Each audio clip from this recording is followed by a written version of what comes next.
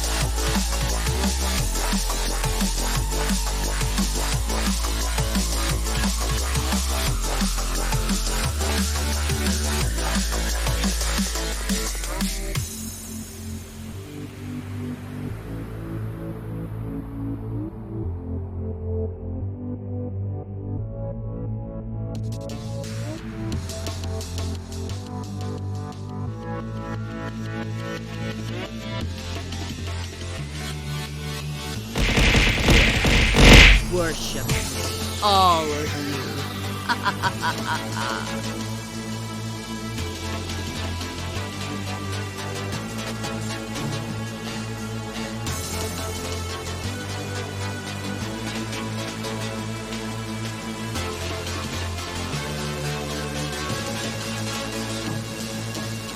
It's the most tremendous new musical experience you can have. And now, it's available for everyone.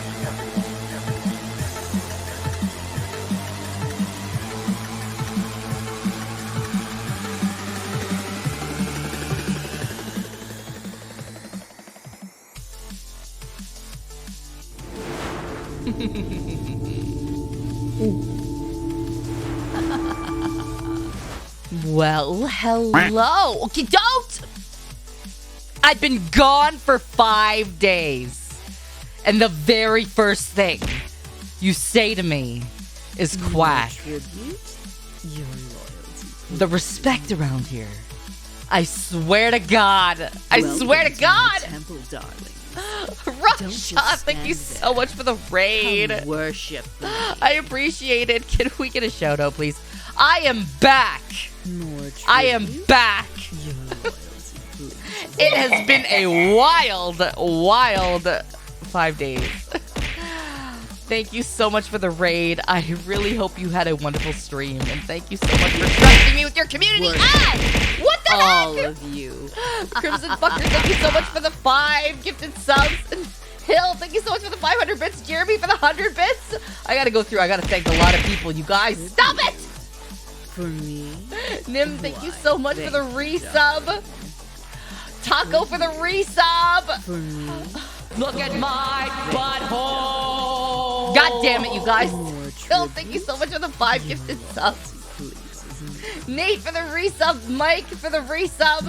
Love Hina, thank you for the resub. Bell, thank you for the resub. The Last Void Walker, thank you so much for the resub. You Tora Libra, thank you for the resub. Alpha for the resub. Thank you guys, they're so generous. It has been a wild few days.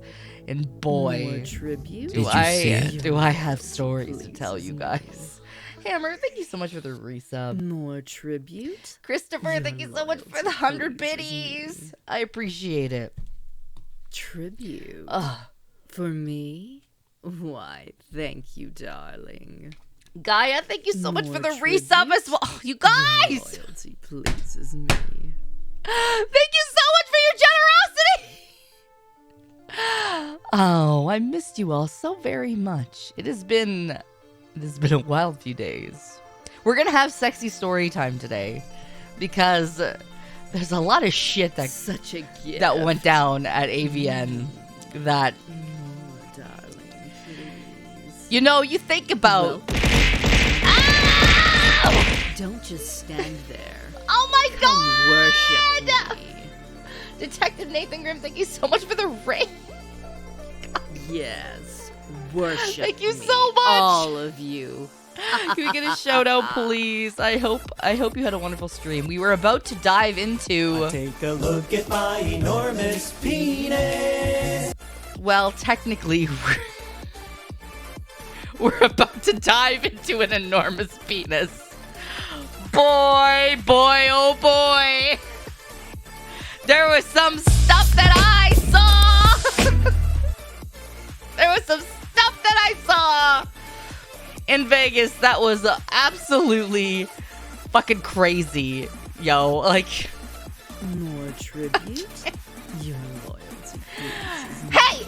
Hammerhead, thank you very much for the 5 gifted subs. Anonymous, thank you for the gifted sub to 10 out of 10 would bang. And Ariel, thank you for the resub. Can we get a shout out for Ariel and Vil, please? Tribute Oh my god, you guys! for me. Crash, thank you so much for the 200 Thank bits. you, darling. It has been Tribute.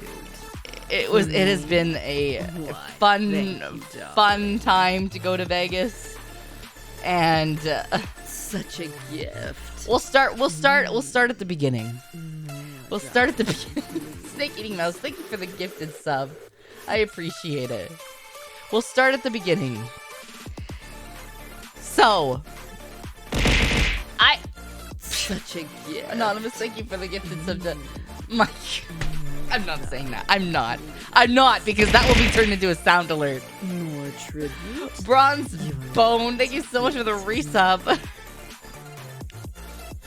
Thank you guys for the level 5 hype train. What the fuck? So, okay. Me and Zolan left Tribute early in the for morning me. on Wednesday. Thank you, darling. Sleek, thank you very much for the resub. And Rasha, thank you very much for the 100 bits. Your loyalty. Yule, thank you so much for the resub as well. I appreciate it. More tribute. So we left early Wednesday morning. We had to leave like really early. And Zolan's parents picked us up, and because they've been watching the kids for the last 5 days. So everything's fine, So, and we had to, cross the customs border. You have to go through customs when you go to a different country. So we're going through customs. It started off like this. We're going through customs to go to the States, and they ask you the normal questions. Like, where are you going? What are you going for? Like, why are you coming here? They ask you all that stuff. So the custom guy says, where are you going? And we're like, going to Vegas. And he says, like, what's in Vegas? Why are you going to Vegas? And Zolan was unsure of how to answer that. Like, he didn't want to outright say, like, the AVN Awards. But I was like, I didn't even miss a beat. I was like, the AVN Awards. And he turns and he looks at me. And he goes, I can get behind that. Tribute. That's based. Your loyalty pleases And I started laughing. And he's like, he says, I've had a couple porn stars come through here. He's like, and I asked them their names. He's like, I asked them their names and stuff because, maybe I want to see what they do, but maybe, I don't want to be like rude about it. He's like, that's awesome. He's like, what are you doing down there? I'm like, I'm working booth. He's like, what booth you working? He was the chillest customs officer. It was so he was like trying to figure out who people were. so he can look up their content. And he was like, go on through. You're fine. You're fine. Get out of here. Get out of here. Enjoy yourselves. He was a man of culture. He was. He was making the most of his day. He's got to work customs. He's like, I had a couple of porn stars come through here. It's great. He was like, you know what? All these people are coming through for like tech because in Vegas they have the big. I know you're smuggling something up that beautiful, beautiful butthole of yours. Listen, they didn't say that to me, but I did get stopped a lot through the metal detectors. Demon, thank you so much for the 100 bits. For me? I wasn't up for any of awards. I was just working the con for the Fansly booth. I wasn't up for any awards. So when I go through airports, I usually get stopped because you set off the metal detector because I wear an underwire bra. I can't help it! My titties are big! I can't help it! So I usually set off the metal detector because I'm wearing a metal underwire bra. And they, you go through and they're like, oh, you beeped. So the woman officer usually does like the wand, and then she goes, oh, okay, it's your bra. So I'm like, yeah. And I usually tell them, I'm like, okay, I'm going to set off the metal detector because I wear a metal underwire bra because my tits are fucking huge.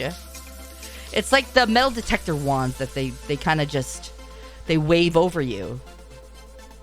Momo, thank you so much for the resub. And then they usually, or they'll send me through that booth where you have to put your hands over your head and they do the whole body scan thing, right? If you've been to an airport, you know what I'm talking about. So they'll usually either send me through that or they'll wand me down by a female officer. And every time they're just like, oh, okay, go on through. And I'm like, I told you. I swear, Damn, I'm I not. got some nice titties. I swear I don't have anything. It's just my bra. Oh my gosh. Thank you guys for the bits. So yes, that's usually what happens to me at the airport. But the customs guy was fucking funny. So we ended up getting into Vegas it was exhausting. Wednesday night, and we stayed at the Luxor, which was quite fitting, obviously, for me. So we stayed at the Luxor, which, if you don't know what the Luxor is, it's a literal black pyramid. It is a big black pyramid. And the inside of it is crazy awesome. DBZ fan, thank you for the 100 bits.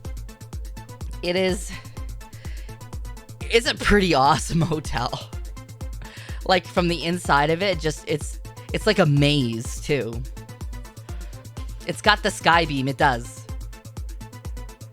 And it's so neat. It's got like the big sphinx at the base of it, and the entrance. It's so cool.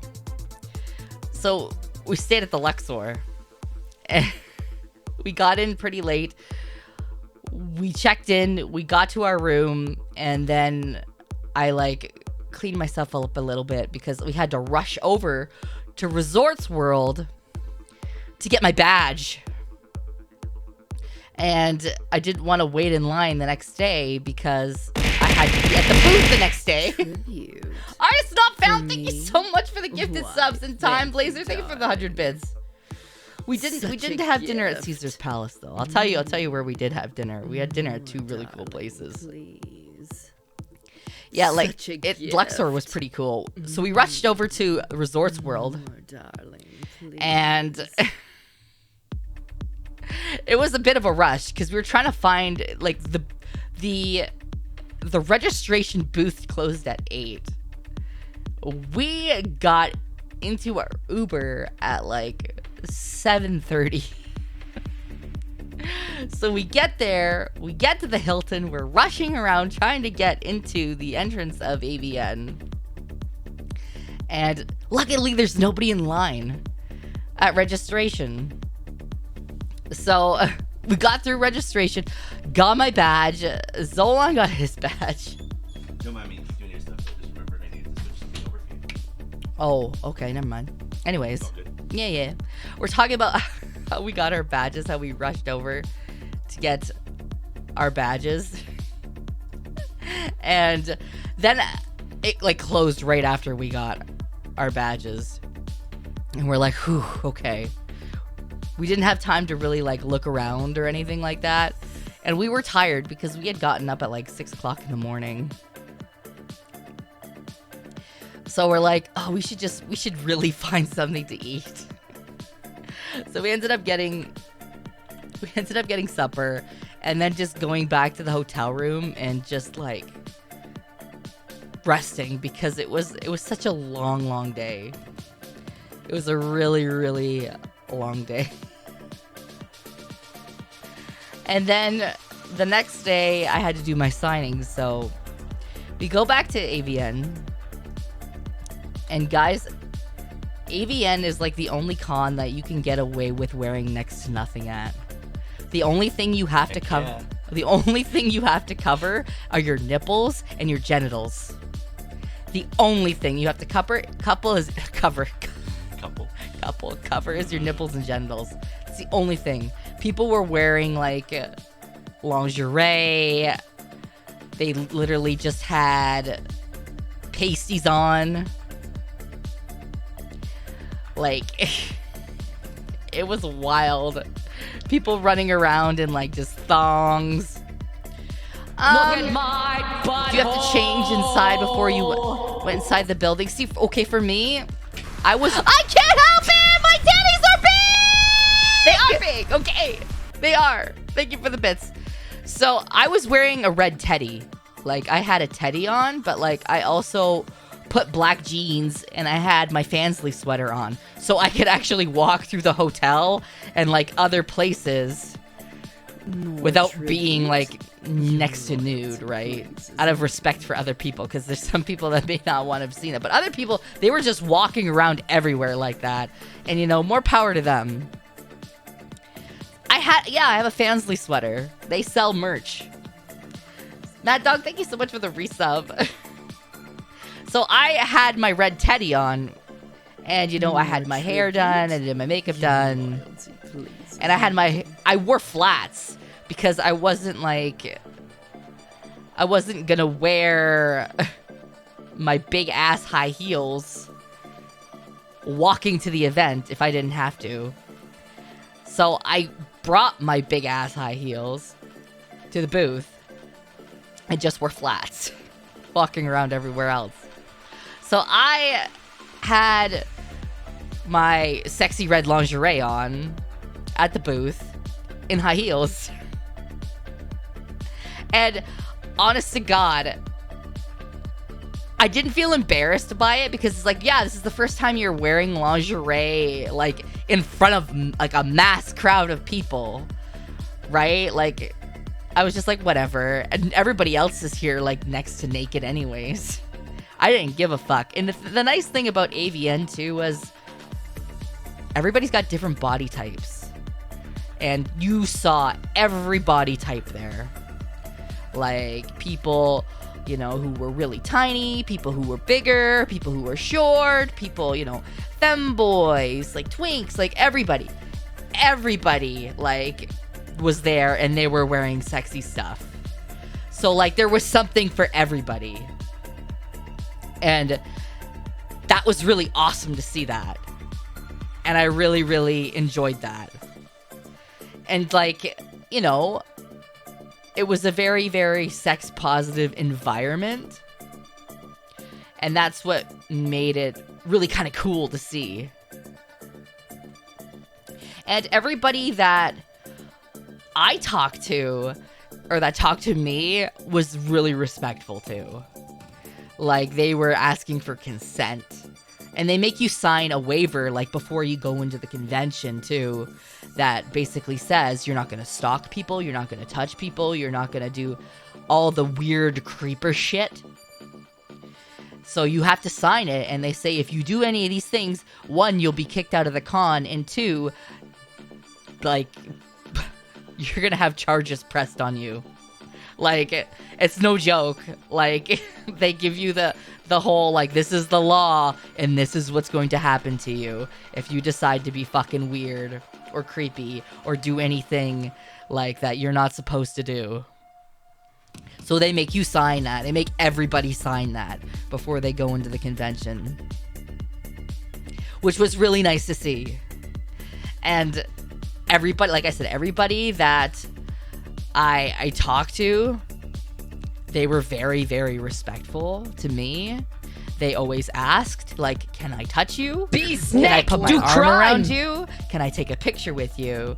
You know, can I put my head here? Like, you know, just, they asked for everything. And I'm like, that was so nice. That was just, it made me feel a lot more comfortable doing that. And it wasn't like everybody's grabbing at you or anything like that. It was very, very respectful. And there's a lot of security too. Like, there's a lot of guys in suits walking around. And I also had Zolan there too, which was nice. But Zolan also didn't want to hover. Like, he didn't want to intimidate people and, like, you know, scare people off from coming up to talk to me because, you know, he's my husband and he's here watching. So he was kind of just, like, floating around, and, you know, he was there watching kind of to make sure people weren't being weird or anything like that. But he also wandered off on his own a lot too and let me do my own thing. But, like, I had this one couple come up to me. There was a line for me at one point, yes, which was pretty fucking surreal. Because a lot of people at AVN don't really understand what VTubing is, but I had it up, right? And they were like, what is this? And then they were also like, wow, you're really hot, so I want to come and talk to you. And I had this one couple come up to me who was an older guy, and his wife was there. And he says, can I have a picture with you? And I was like, yeah, definitely you can have a picture with me. And then he gets his wife to take the picture. And his wife was really funny and really nice too. So she's like taking pictures. And she's like, he's just a horny old man. And I started laughing. And he said, you know, thank you very much. I really appreciate it. And he's wandering away. And he just wandered right off. Like, he just left. And she just kind of starts talking to me. And she's just like, look at him. He's just wandering away. He doesn't even know where the fuck he's going. He would be lost without me. She looks at me. She's like, men, I tell ya. And she just leaves. And I started laughing. And I was like, that couple. They were so cute. Like, they were an older couple, and they were adorable. And she was just letting him, like, do whatever he wanted to do. And it was so cute. It was so good to see that they were just like an older couple that were just kind of enjoying everything together. And she was taking pictures, and, you know, he was taking pictures of her at times with models, and it was just like, it was so nice to see that. That's why I said there was, like, lots of body types, and there was lots of ages there. So it was basically a buffet for anybody and everybody.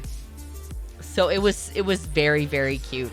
I also had an older guy come up to me, and he had this little Harley Davidson teddy bear that he would take pictures with all the models with. And he's like, can you take a picture with Teddy? And I was like, yeah, sure. So I put the teddy bear between my tits. And he's like, that is perfect. And he took a picture of me with this teddy bear between my tits. But he was so sweet too. He was so nice about it. He's like, I don't want a picture with, like, of me. He's like, I just want a picture of you and this teddy bear. And it was so cute. The luckiest teddy.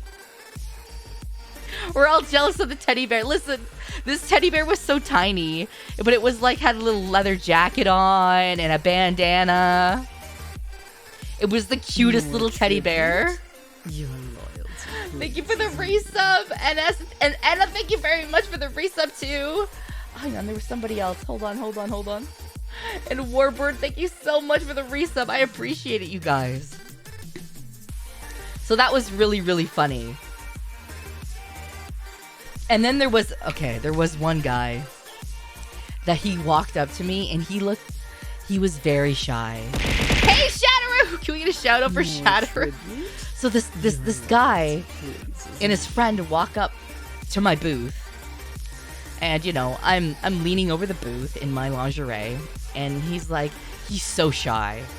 He walks up to me and he leans in and he goes, oh my God, you're so beautiful. And I'm like, oh, thank you.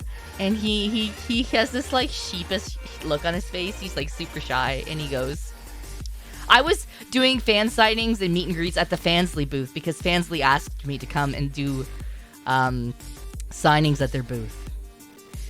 So he says, can I get a picture with you? And I'm like, yeah. I'm like, totally. Like, and he goes, can I put my arm around you? I'm like, yeah. So his friend has the camera and he goes, can I like put my head on your breast?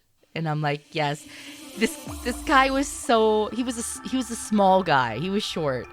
So I like towered over this guy in my heels. And he was like, he was blushing so hard. And he just had the biggest smile on his face. Like he was so cute. And he was so respectful. And I was like, this guy is adorable. You just want to like pick him up and like squeeze him.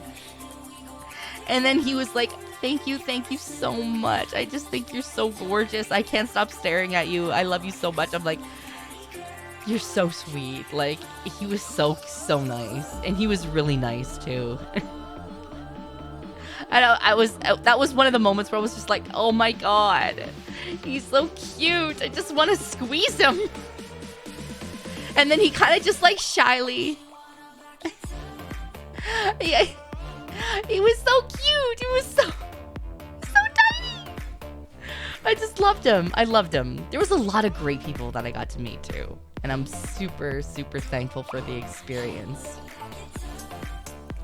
There was also a really tall guy that was really muscular that was like, he's really hot. For me. The Wolf, thank you so much for Thank you, what the fuck? Hello, 1,412 Vex. bits? It's so Hi. nice to see you. Hi, how are you? After being in an accident with a semi, seeing your stream has brought so many smiles to my bedridden face. Oh my Hope you have a God. good stream. I'm- Cheers. Oh my God, I hope you're okay. I hope you recover quickly. And I'm glad that my streams can at least make you smile. Holy shit. I hope you get some rest. God damn. I'm shocked. I'm so glad that you're okay though. Jesus. At least, you know, get some rest. Do your best to heal quickly. God damn.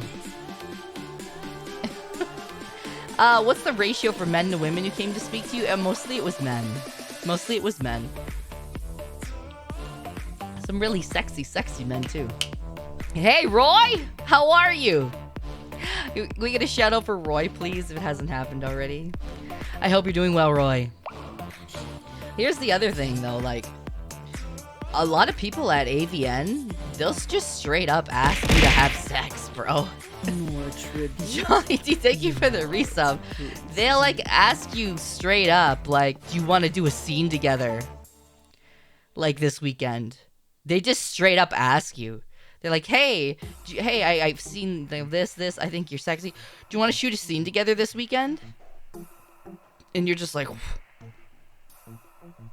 what? That's I sat there. There was another model next to me, and like this other fellow in the industry walked right up to her, was like, "Hey, how are you? It's good to see you again." You know, like really, really awkward small talk, and then he just straight up asked her, and she just kind of sat there, and she was like, "Maybe," like she's being really nice about it. She didn't want to blow him off. But like, yeah, people will straight up ask you like, "Oh yeah, I really like your look for this. Do you want to shoot a scene together?" Like it's nothing. Like everybody's like, "Yeah, everybody's here for the sexy stuff." I had to say no. Saying no without saying no. Right.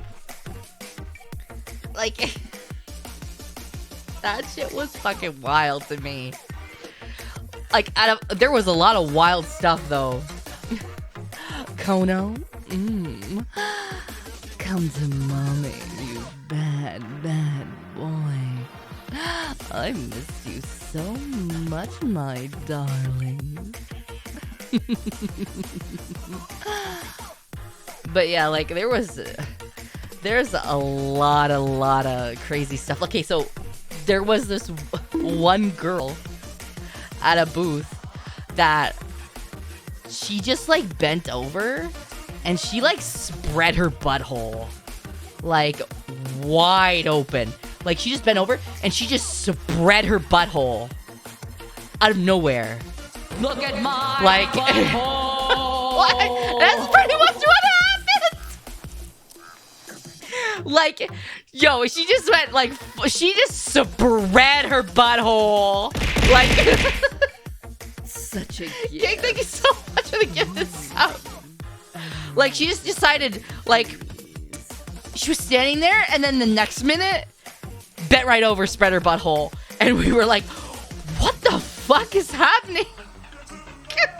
Oh my god. Like, more power to her. Definitely. But it was crazy. And okay, there was one booth that Zolan wanted to go see because they had mentioned like animation and like they were kind of hinting at like VTubing and like that kind of thing. So he actually wanted to go and talk to them and see what they were talking about. Like, what do you mean by this? And he walked over to the booth to go try to talk to somebody at this booth. And he's going over there. He's going to go get the car, talk to them. He goes to talk to them. And he gets blocked by people because all of a sudden, these chicks start making out in this inflatable pool in the middle of their booth. And there's like a huge makeout session between all these chicks in this inflatable pool. Head empty, mouth full of probably dicks. I mean, I'm not gonna say anything. I'm not gonna say anything about that because I don't know. I didn't know them. But he goes, Zola's actually trying to do business, and there's all these chicks making out, and he's just like, I don't know if I can get through there.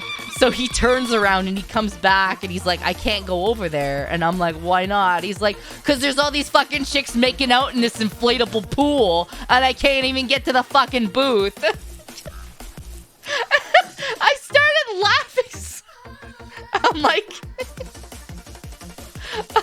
I'm like, well, maybe you can try later.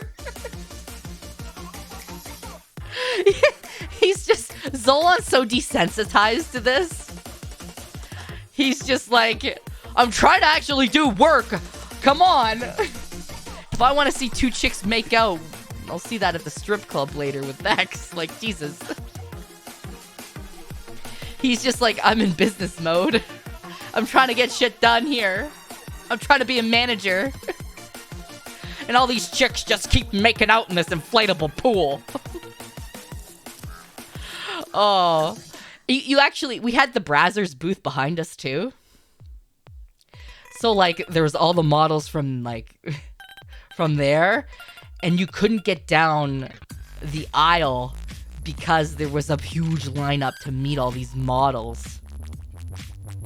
We were surrounded by like these models. Like there's the Fansley booth that had all their desks, and they had like the hangout area behind them, and then they had the Brazzers booth behind us.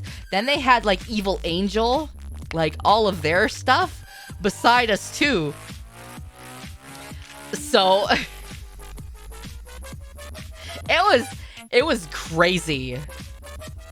Like we had like all of their stuff around us, so it was like a huge traffic area, but you couldn't get down any of the aisles because people were like line up to meet me, line up to meet Brazzers people, line up to meet Evil Angel people. Like it was crazy in that area where we were. And there was the Chatterbait booth like pretty close too. Like I could see the Chatterbait booth. Chatterbait booth at one point has live vloggings on live stream. So you could go up. There was models that were live streaming,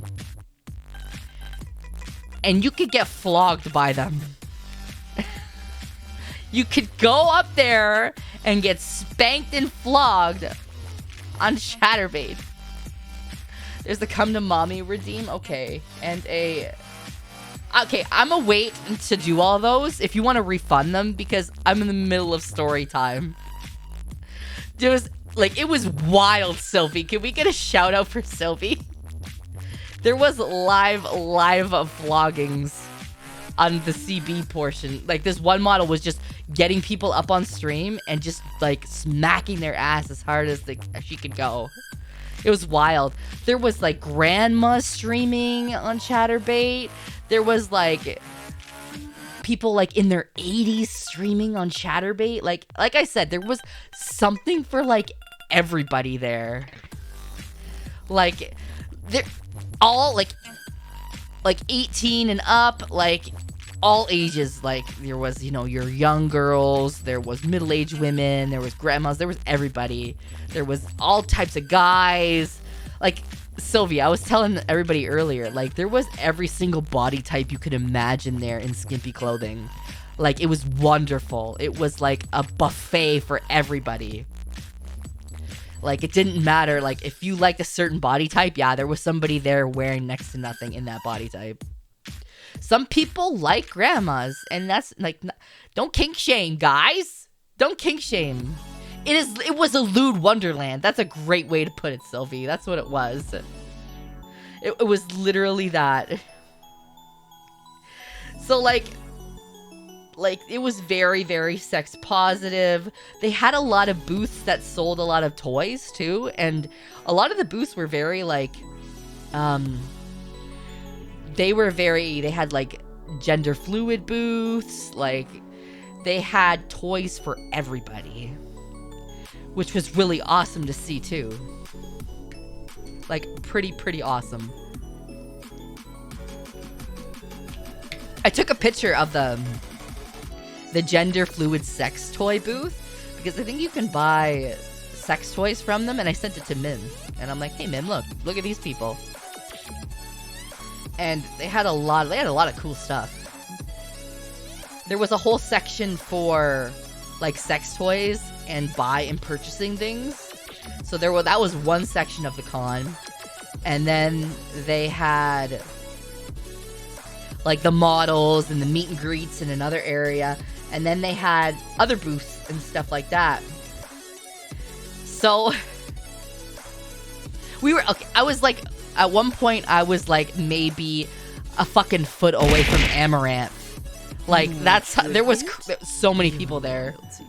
Steffi, thank you so much for the resub. Like Amaranth was like right beside me at one point. Like it was crazy. Like everybody was there. And so I met I just missed chatting with Amaranth, but she was like right beside me. And I went and I met Kawaii Grin, which is another awesome lewd VTuber. So I went and I talked to her, and I met her. Yeah, the Amaranth. Yes, the Amaranth. Yes, I went and saw Kawaii Grin, because she had a booth there, and she actually was so nice. And she gave me a couple gifts from her booth. She didn't have to, but that was very sweet of her. And we went and we talked to her, and here's where it gets really funny. Here's where it gets really funny. So we met Kawaii Grin, and we went and had dinner on the last night we were there, and she was awesome to hang out with, and a lot of fun.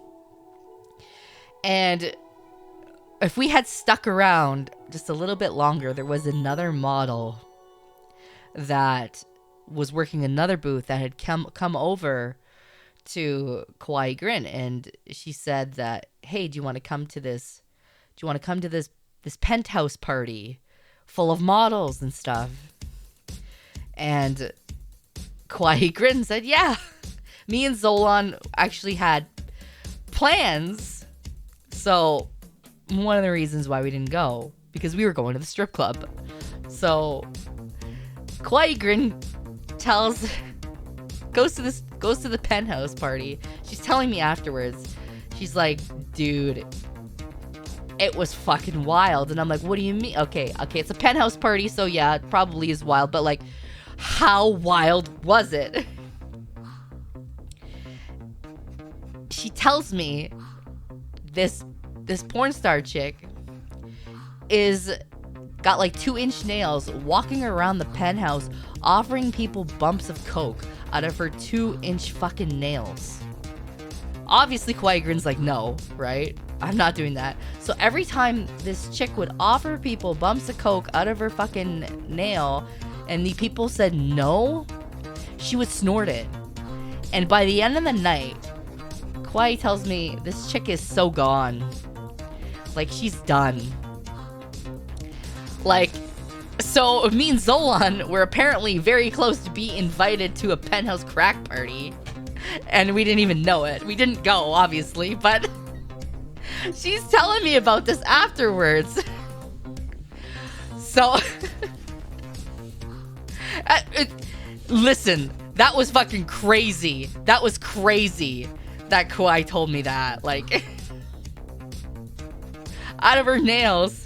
I know I dodged a big bullet there. Yeah. Like, me and Zolan were like, we actually got plans to go to the strip club, so no, right?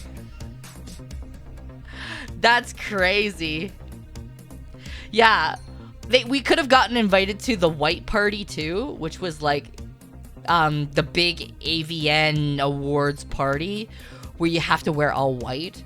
But firstly, I don't wear white.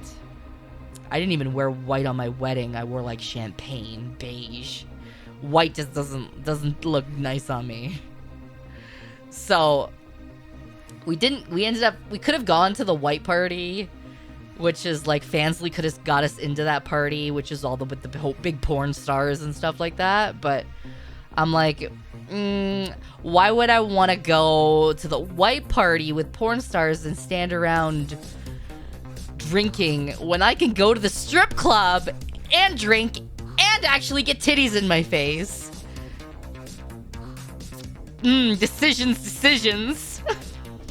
Like, I think I'm gonna go hang out with Zolan and drink and you know, have strippers dance on me and get titties in my face. So I could have stand around going, oh, well, you know, oh, porn, drink wine, and talk all fancy, and shit. But no, I went to the strip club. I'm like, fuck that. I'm going to the strip club. I'm going to have titties in my face. So, yeah, me and Zola ended up going to the strip club. We went to Sapphire's again, and we got the couples package because, honestly, they've always treated us really well, and it's always been a fucking blast every time that we went. I'm gonna take a sip of water, hold on.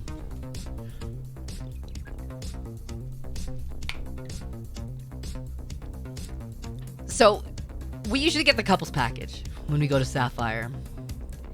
And Sapphire is like the biggest strip club. Like the biggest strip club. And the chicks there are really hot too. So we usually get the couples package, which will get you a limo ride to the strip club. You get $250 voucher for alcohol. You get a table at Sapphire. And then whenever you're done, they give you a limo ride home. So that's kind of what you get with the couples package. And it's nice. It's really, really nice. And they treat you really well. It is pretty rad. It's pretty fucking awesome. And, you know, they pick you up. And in this really fucking nice limo. How much does that run? Ask Zolan. Zolan, how much does that cost to do a couples package at Sapphire? Sapphire is located in Las Vegas. And that's where AVM. It's $275 USD. Which actually, when you're getting a $250 drink, like, voucher, and you're getting a limo ride there and back, and they get you actual table and stuff like that, that's a fucking deal. It's really not that bad. Yeah, it's not bad for drinks, limo rides, and then getting a table. Because getting a table is actually quite hard at Sapphire. Because it's busy as fuck. So, they'll usually get you a pretty good table, too.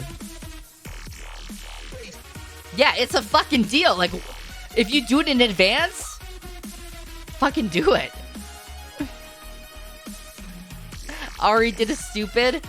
I'll have to mom her later.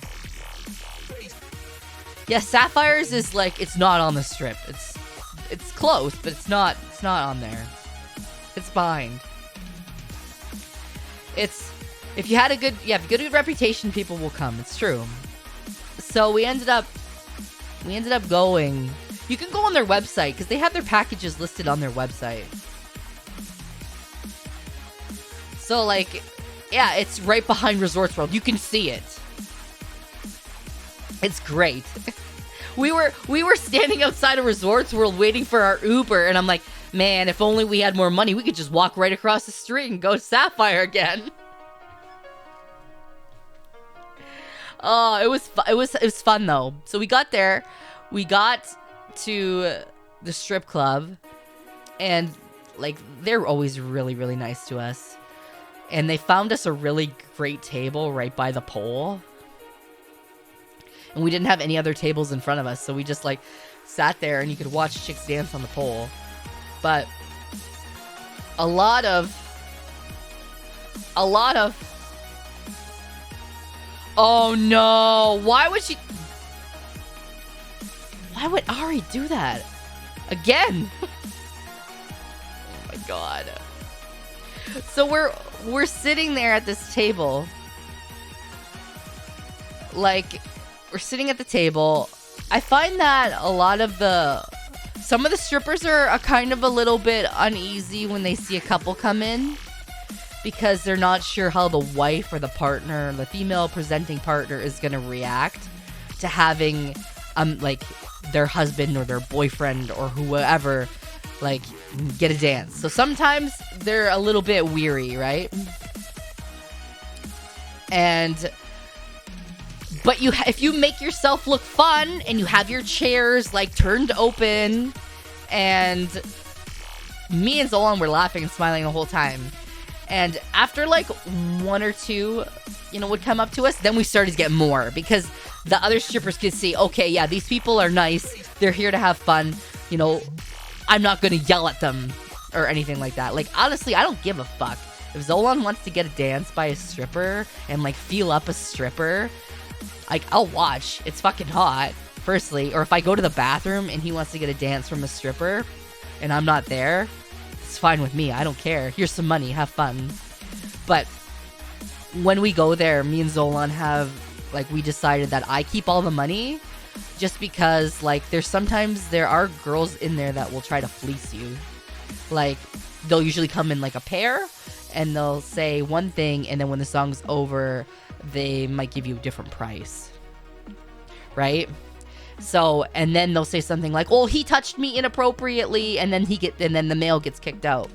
So like, but if I hold the money and I have it all, it's more unlikely that's going to happen. So I keep the money, I'm in control of the money, and a lot of the strippers are really good and they understand that the wife or the girlfriend is in charge. And they decide how much and they decide for how long. Right? So I keep the money, I'm in control of what goes on. And it's honest to God though, all of the strippers are super, super nice. Like they were super, super nice to us. And they treated me and Zolan really well because we treat strippers really, really well. Like we treat them like actual people. We sat down and we had conversations with some of the strippers for like 15-20 minutes before they actually did a dance. Because sometimes they just want to talk and they just want to get to know you. And a lot of the strippers that we talked to were just people that just like need to make rent, or like they have kids and they need to take care of them. And they ask you what do you do? And they want to like, and I had to, okay, couple of the strippers asked me, what do you do? And what are you here for? So I would tell them I'm here for like the AVN Awards. And they're like, oh really? Like what do you do? So like, and then I showed them VTubing. I showed them my loot tubing. And they were fucking in awe. They're like, I want to do that. You're telling me I don't have to show my face, but I can still be sexual on the internet. Because sometimes I don't want to do stuff with people physically. And I'm like, oh yeah, you can do it. And they're like, holy shit, show me. Show me how. So I like would give them my card and I'd be like, okay, I will talk to you and I will show you how to do this if this is what you want to do. It's not competition. It's helping other people. I don't view it as competition at all. I don't. Because if I can help other people and lift other women up in the sex worker field, I'm gonna fucking do it. Like, that's not competition to me. That's just being a good fucking person. If you can help other people and do what they want to do, instead of doing like dancing. It's like some of the chicks, they're like, I don't really like dancing all that much, but you know, it makes money, so I might as well do it. And I'm like, then fucking be a loot VTuber. She's like, one of the chicks was like, I like being sexual and stuff, but sometimes I don't like guys grabbing all over me. And I'm like, you know what? That's fair. You don't have to dance. You can do stuff on the internet and, you know, still be your sexual self, but sometimes you just don't want to fucking deal with people grabbing on you. Right? So they were really like, oh my god, I want to do this, show me. And I'm like, just DM me and we'll talk about it and I'll show you how to do it. Dance until you can buy a model, right? Because there was some that were like genuinely like, I don't want to do this forever. And I'm like, that's fair. You know, you have to do what makes you happy. And if you don't want to dance forever, but you still want to do the sexual stuff without people touching on you, then like this would be a good alternative for that.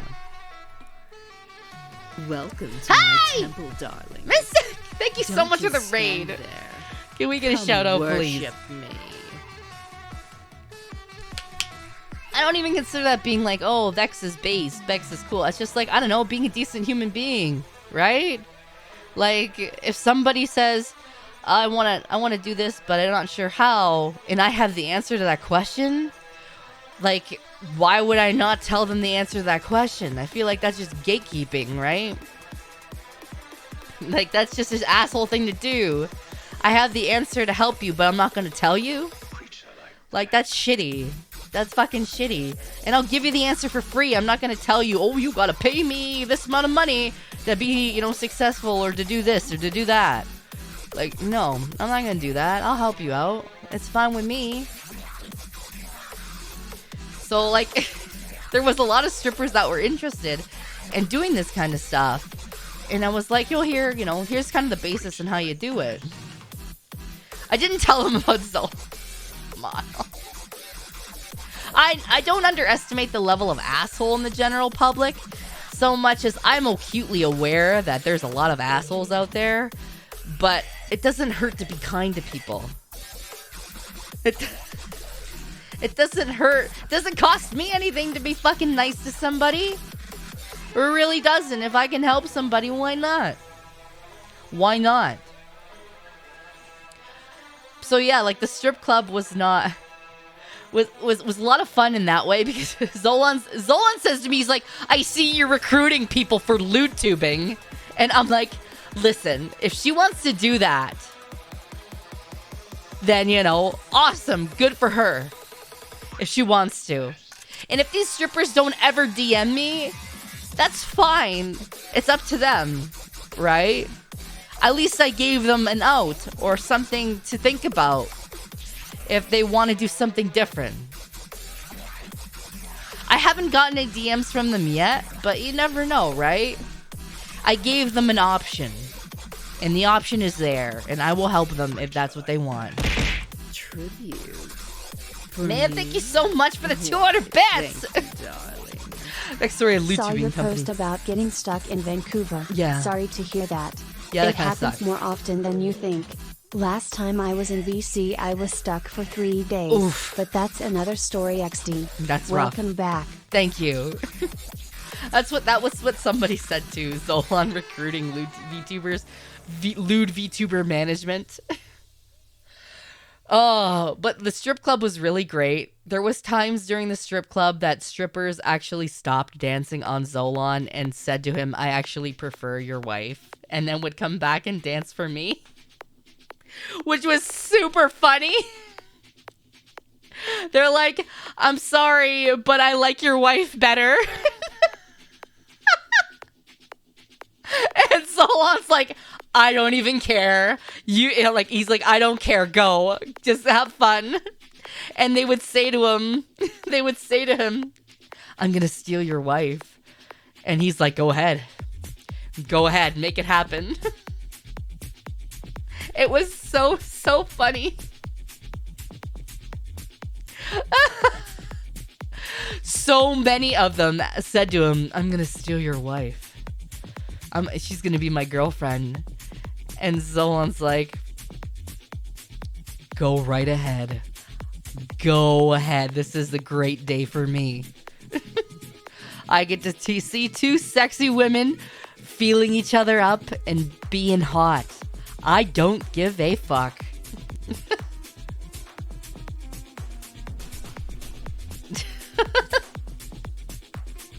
He didn't care. Just like I don't care if there's chicks like grinding on his dick. Like, I don't care. He's feeling up chicks that are like, because a lot of the chicks dance topless, right? And some of them, you always ask, hey, is it okay to touch? Where is it okay to touch? And they'll let you know. Or they'll just take your hands and then they'll like put them on their titties. So Zolan's super respectful. One of the strippers is like, he is so cute. He's so nice and he's so shy. And I'm like, he's just trying to be respectful of you guys. And he's asking for consent and stuff. And they're like, I absolutely love him. He is such a keeper. He is so sweet. And I was like, he is a keeper. But like, it's not hard to treat people kind. Like, it's not hard. So the strippers were really sweet. They're like, I love him. He's so nice. He's not like grabby or like rude or anything like that. And I'm like, yeah, he wants to be respectful to you because you're a person. And like, some of them get really like, they get really surprised by that. Like, or when you like, oh, yeah, I am a person. Oh my God, that's so sweet. Like, somebody's actually looking at me like I'm a person and not just like an object, right? So that was a lot of fun. And the other funny thing that happened at the strip club was every single stripper that came over to our table asked if my tits were real. Every single one. Every single one asked if my tits were real, and they would grab them. They'd be like, are these real? Like, can I just grab them? And I'm like, yeah, go ahead. And they would grab my tits, or they would start poking my tits. At one point, one chick was like poking my tit, and I was like, can I poke your tit? And she's like, yeah. So we were like poking each other's tits back and forth, like tap, tap, tap, tap, tap, tap, tap, tap, tap, tap, tap. And Solon was killing himself laughing. We're like, look, both of our titties are real. It was so funny. We're just like poke, poke, poke, poke, poke, poke, poke, poke, poke. It was like a titty clicker. It was. Code, thank you so much for the 500 bits. Why, thank you, darling. The most beautiful kind of love is the love that exists between two naked women while I watch.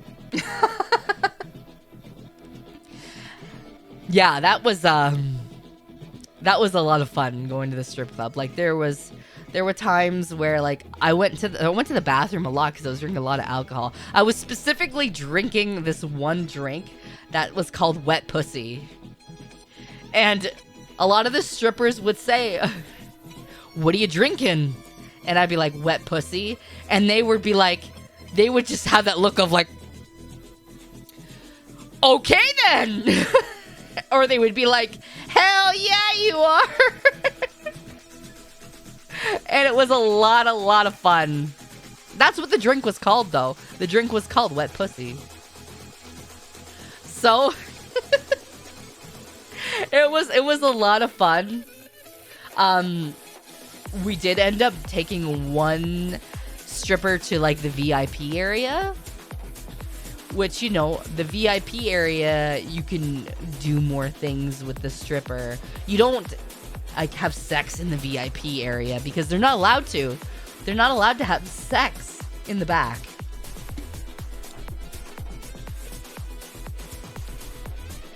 How much is VIP? Depends on the stripper. Yeah, you can't. Yeah, you have to be in Las Vegas. You cannot like pay for sex, but outside of Vegas, you can pay for sex. So you can't have sex. You can't pay for sex in Las Vegas. But if you were to go outside of Las Vegas, you could, and it'd be fine. You can't have sex in the strip club. They won't let you. They actually get fired if you do that. Because they have, in the VIP area, it's kind of dim lighting. It's like, okay, for the VIP area, usually they'll charge you by like the half an hour or by the hour. And it's kind of like an open area. There's lots of seating, there's tables, but the room is pretty dark. Like it's really dimly lit. And it's just you and the strippers. And usually you have to buy the stripper a drink or have a couple drinks while you're in there. And so we brought one stripper who was actually really, really into couples because we were actually talking a lot beforehand before we ended up taking her to the VIP, but she danced for Mike Tyson, apparently. She's like, I danced for Mike Tyson before. And I was like, oh, really? How did that go for you? And she's like, he's actually a very nice guy. And I'm like, yeah, he's a very nice guy. You know, he's... Hey, Party Demoness! Can we get a shout out, please? She's like, yeah, he's a super nice guy. He's got a lot of money, obviously. But he's a really nice guy. And she's like, at one point, she was dancing for Mike Tyson. And she leaned over. And she's like, will you nibble on my ear a little bit? She's like, but don't bite it. And he burst out laughing. Like, he thought that was the funniest shit.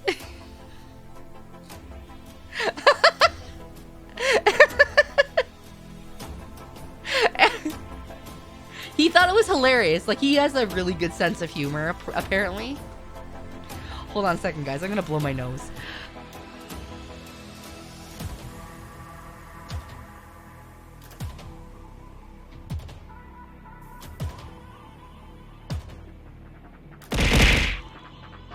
More tribute? Your lord. Thank you, Dark Lord. I appreciate the sub. No, it was so funny. Like, she told that story. She's like, but yeah, he was really nice. He was a really good tipper. And he was very nice, she said. So that was kind of like her celebrity dance story. And she was very nice, though. We talked to her for a really long time before we took her to the VIP room. And she told us the story about how she ended up saving a 13-year marriage one night at the strip club. And we're like, oh, really? Like, how did that happen? And she said that she had a couple come in, and the wife was very, very conservative. She was very uptight, and you could tell she was very nervous about being there. And this stripper particularly, she said that she works a lot with couples because she likes it. So she approached, and she started talking to the wife, and the wife said, I'm upset. I don't like other women touching him. I don't like other women being involved with him. You know, he's cheated on me before. So I'm very, like, not sure about this. And the stripper said, she just looked at her and said, honey, you're in a strip club. So you've already taken the first step. We're here right now. Let's try to take this slow, and you can get a better understanding of how a strip club works. And, you know, I'm sorry that he's cheated on you in the past, but, you know, we're here right now. So let's try to make this a fun experience for everybody. So she ended up talking to the wife for a while longer, and they ended up going to the VIP room with the husband. And she said that, you know, the wife seemed really nervous, but what she ended up doing was she ended up getting the wife to strip down to, like, her panties in the VIP room and dance with her. And just kind of really get into it and show her how to dance and, like, how to, you know, use your body and, you know, touch her, touch, you know, just the two women touching each other. And how to, you know, how to talk dirty and stuff like that. And both of them were, like, touching the husband after a while. And he got really into it. And and they three of them had a really great time that way. And then at the end of it, the wife and the stripper went to the bathroom together. And the wife started crying because she had such an amazing time and she was thanking the stripper. And she said that she would definitely do it again with her husband because it was just a really, really positive experience. And then they, you know, they went home and they did their stuff together. But she said, like, stuff like spending time with couples and helping people get comfortable in their own skin and being closer, helping, like, a couple get closer together through another person in a way was a really fun experience.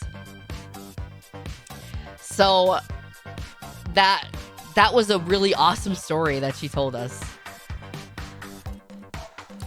And she said that she's had, like, lots of couples that feel a little bit uneasy, but she tries her best to just make them, you know, like, she understands, like, at the end of the night, like, I'm just here to dance and, you know, be sexy with this couple. But, like, the couple's gonna go home and they're gonna fucking do whatever they want to do together. All these couples are uneasy. Yeah, and then there's us that we're just like, bring it on. Let's go. Like, I understand. There is a sense of, like, I was nervous the first time I went to a strip club, too, because I didn't know what to expect. But it was a lot of fun. At the end of the day, like, people always say to me, like, how are you okay with Zolan having chicks, like practically naked chicks grinding on him, or he's, like, grabbing their titties and their ass and like they're between his legs and all that shit like that. Like, how are you okay with that? And I was like, what do I care? At the end of the night, he's coming home and clapping my cheeks. Like, I don't get jealous at all with that stuff because they're doing a job. Essentially, like, their job is to be sexy and have their titties out, and like touching a titty, like, it doesn't bother me. He's touching ass. It doesn't bother me at all. Because like at the same time, I'm touching titty and ass too. Like, I'm bisexual. It's a great time for me too. Yeah, like a lot of people, I don't know, it takes a while for people to get comfortable enough with their partner to be able to do that, and I understand that. I totally get that. You know, jealousy is a thing that a lot of people have. Okay, guys, hold on, guys. I have a phone call. Hold on. It might be my lumpectomy people. Hold on.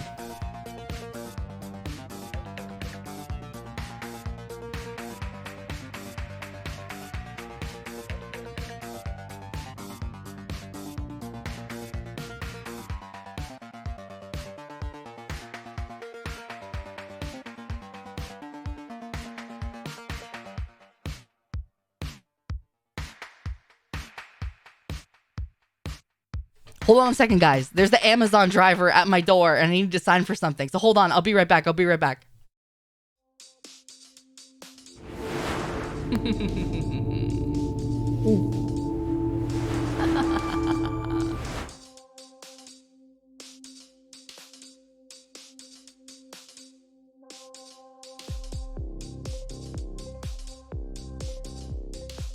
Tribute.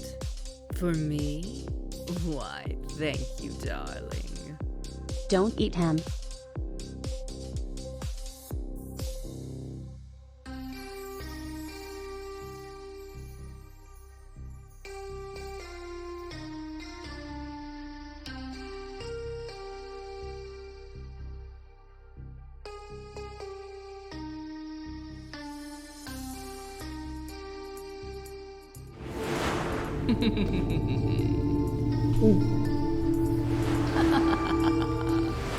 Anyways, sorry about that. It's funny because the Amazon driver called me like yesterday when I was in Vancouver, and he's like, "Are you home?" And I'm like, "No, I'm in Vancouver." I'm stuck in Vancouver. He's like, "Okay, I need you to sign for this." And I'm like, "I'm not home too. Can you drop it off tomorrow?" And he's like, "Yes, I can do that." And I'm like, "Okay, thank you." Thank you so much. So that was he was calling me back for. More tribute? Mira, thank you very much for the resub. So, yeah, like I was saying about the strip club. So the strip club is a lot of fun. It was very, very, it makes me feel very sexy to go to a strip club because I get a lot of attention from the strippers too. Like, I went to the bathroom and... Hi. Hi. What is that? Oh, is that the... Okay. Is that what I think it is? It is what you think it is. Oh, shit! Guys. We're gonna have to set up your office. My VR stuff game. My VR stuff. Yo! VR headset and stuff! Let's go! Naked VR! Okay, this is worse than the sarcophagus. There's 3 layers of box. My virtual reality stuff game. Guys. More tribute? Guys! Pleases me. Thank you to everybody who chipped in on this one. Thank you guys so much for buying me VR stuff. I really appreciate it. Now I can be VR Snake. Yo. So VR meetups, I think that will probably, I would like to do that. Ta-da. I would like to do that. Be snack, do crime, yeah! I would like to be able to do that. I have to get a 3D model first, though. Otherwise, I'm using a generic model, but... The 3D model. I know, right? 3D model.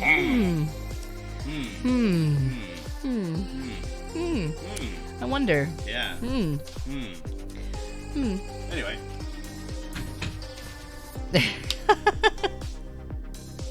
But I'm very excited to do VR stuff with you guys, too. Ow! Oh my gosh. Your loyalty. GM, thank you for the resub. And Like and Biker, thank you very much for the resub, too. I appreciate it. You guys did. You funded a 3D VR. Snack. I appreciate it. I could do all the virtual reality stuff now. Okay, getting back to the strip club stuff. I've always was really nervous when, like, me and Zolan were like, oh, should we go to a strip club? Are we ready to go to a strip club? Like, is this something that we want to explore? Because, like, I'm bisexual. I do enjoy women. Hey! Hi, Ruzu! Can we get a shout out for Ruzu, please? I enjoy women. I do. And I also like men. So it's well, I do like women and I do like men. So going to the strip club for the very first time, it was a little bit nerve-wracking. But me and Zolan slowly got into it and it was a lot of fun. The second time around was a lot of fun because, like, I knew what to expect. And I was a little bit smarter with my money. And, like, I ended up going to the bathroom at one point. And I got stopped by, like, 2 strippers on the way to the bathroom. Because they wanted to know if my tits were real. And I was like, yeah, they are. And they're like, can I touch them? Like, everybody in that strip club asked me if my tits were real. And I was like, yeah, they're real. And they're like, holy shit, yo. And they were like, grabbing my boobs. They're like, these are really nice titties. One of the strippers that was dancing on me and another one was dancing on Zolan, they're like, these are the biggest titties I've ever grabbed. Such a gift. Thank you, Like and Biker, for the gifted sub to Ruzu. Please. Like, Zolan remembers the 2 chicks that were dancing on us. They literally were like, feel these titties. And they'd say to the other one, feel this titty. Yo, you feel this titty. These titties are real. Oh my god. One didn't want... Yeah, there was one stripper that didn't want to trade. She did not want to trade with the other stripper that was dancing on Zolan. She's like, I don't want to. I want to keep her. She... It was so funny. It was so funny. Lots of them were like, can I keep her as my girlfriend? Can I keep her as my girlfriend? I don't want him. You could just be mine. No, a lot of them. One of them was like, look at her. They were talking to Zolan. They're like, look at her, look at her, look at your wife. She has come fuck me eyes, and I can't stop staring at them. She's got them come fuck me eyes, and I want her to be my girlfriend. And Zolan's sitting there like, yeah, fuck yeah, my wife's getting a girlfriend. That's cool. Let's go. He's like super into it.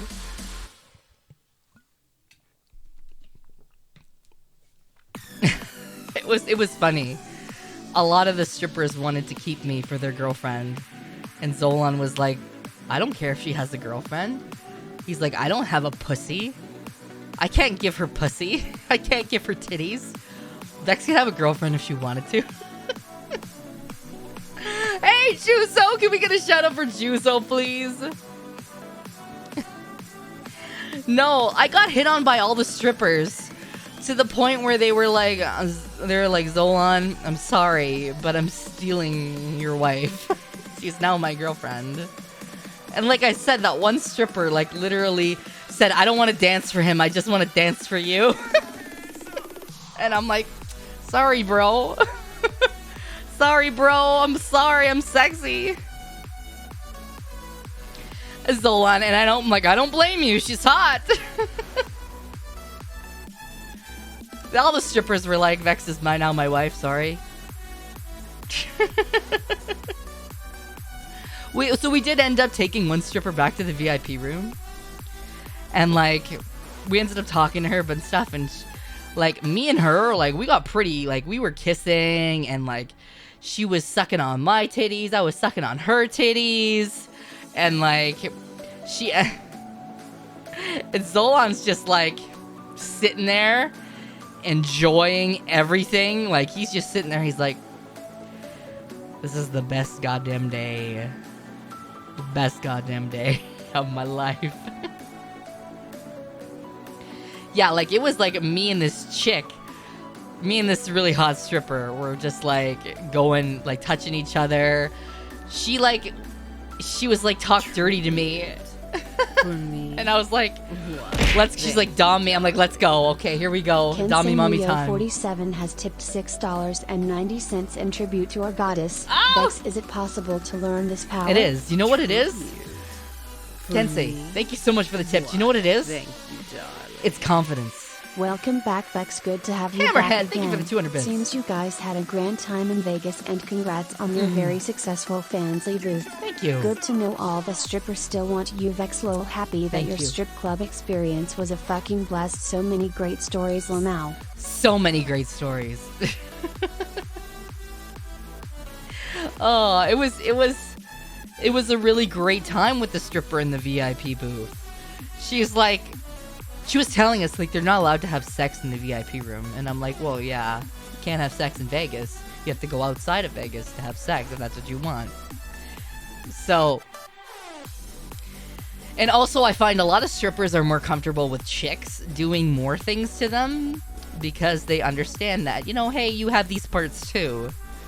So they're a lot more comfortable like letting me like suck on their titties or like touching between their legs and stuff like that than, you know, having a guy do those things.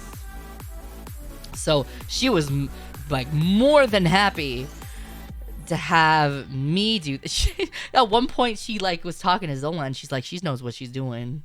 She knows what she's doing and she's really good at it and I don't want her to go away. And Solon's just like, yep, I know, I gotta get her a girlfriend. I know. He's like, I know. Girls are a lot more gentle too. That's what the stripper said. She's like, girls tend to be a bit more gentle and they're not as like, they're not like rough and they're not gonna like, you know, get in there and actually hurt somebody, usually. I don't want to make a blanket statement, but she was very nice. We had a great time together. We had such a great time together that she ended up forgetting, like, the time. She forgot how long that we had been in there. And one of the other servers was like, hey, I think, he's like, hey, your time's up. And she's like, really? Oh. Like, she was really upset by it. Your loyalty proves. Dr. Skull, thank you so much for the resub. I appreciate it. Zolan is a mega chad. Zolan is a pretty good sport. I said to him, I felt bad for him because all the strippers wanted to be with me. And I was like trying to buy him. I'm like, dance for him first. Like, do stuff with him. Like, because poor Zolan, I'm like, just he needs to grab some booba too. Like, he needs to grab some ass and some booba too. I'm like, yo, you dance for him. I'm buying you a dance. This is for you. Go dance for him. But Zolan was just like, he was just letting it happen. I was like, just dance for him. Just for him. Don't worry about me. But then they'd be dancing for him and they would lean over and grab my titties. And they would talk to him about my titties. And he was just like, I know. I'm a boob guy. I know. Here's the deal. He's the appetizer. I'm the main course. It was funny. Because I would tell the strippers, I'm like, he's a boob guy. He's a boob guy. And they'd be like, oh yeah? And I'm like, well, look at these. What do you think? And then she's like, oh yeah, I understand.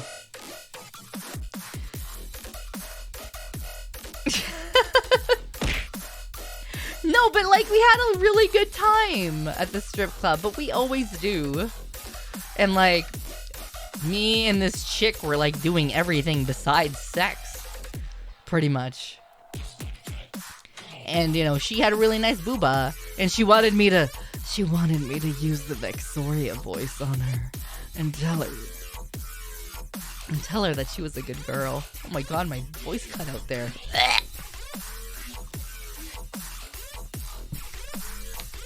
But she was like,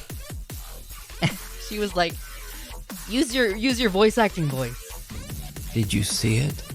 Do the very nice sexy voice. Do it. She was like, tell me, she's like, talk dirty to me. And I was like, talking dirty to her.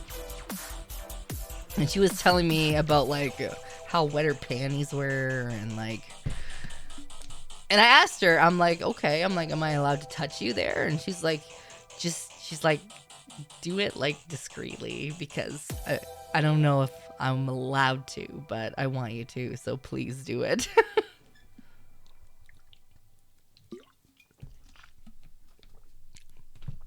It was funny. She's like, I don't know if I'm allowed to, but I really want you to, so please.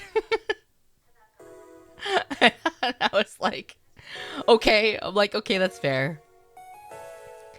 So we, like I said, it was the best titty sucking evening, making out, touching pussy. Great time in the VIP room. Like, I'm too powerful. I just know how to talk to ladies, okay? I know how to talk to the women's. And it was a great time. Lots of I ended up talking to a stripper about like psychology again, because she had a psychology degree, and she was trying to talk about like what she wants to do with her life. She wants to get a house and all that stuff. They ended up having like really wholesome conversations with strippers, and then ended up like having really, really raunchy, sexy dances with strippers. So like you can have these really, really awesome conversations that are super, super wholesome with strippers about like life. Truly. Like one stripper told me she had like a 5-year-old son. Why, thank you. The Lutesome strippers. That's exactly when you it. just show up to the Vex stream roll. We're just talking about strippers and all the fun stuff that I did with them in Vegas. You know, no big deal. So, like, this one stripper was talking to me about her 5-year-old son. And, like, how she dances because she's got to pay the rent. And, like, she opened up an OnlyFans because of COVID. And they couldn't dance. So she does kind of like doing that, but also like she really missed working with couples. So that's why she came back to doing stripping. And whenever she sees couples, she tries to look for couples that seem like they're having fun, or couples that give off like a really good vibe. Exactly, Kuma. Those are just like normal people. She said she's doing better. Like, she told me her rent, and I was like, shit, you gotta pay that much for rent? Like, holy crap. She was like trying to get a house and stuff like that. So like, it was crazy. I think she said like her rent was like $3,000 or something like that.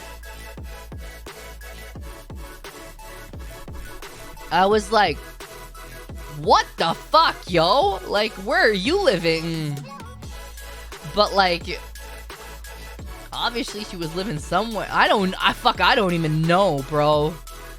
She was like, I was like, where are you? I was like, that's crazy. I was floored. That's similar to yours for a 2-bedroom apartment. That's I guess it depends on where you're living. Oh, okay. Oh, okay. There's a guy in our house right now that's putting together my new kitchen table and chairs. So me and Zolan ordered a new kitchen set before we left from Vegas.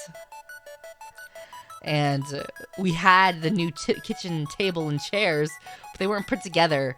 So this new kitchen table set that we bought is like almost like bar height. It's got like a wine rack under it.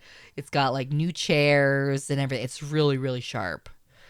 But like we looked at it and we were like, there's no way in hell I'm putting this together. I will pay somebody to put this together and not fuck it up. So the guy is here to put it together now. And I'm really excited to see what it looks like.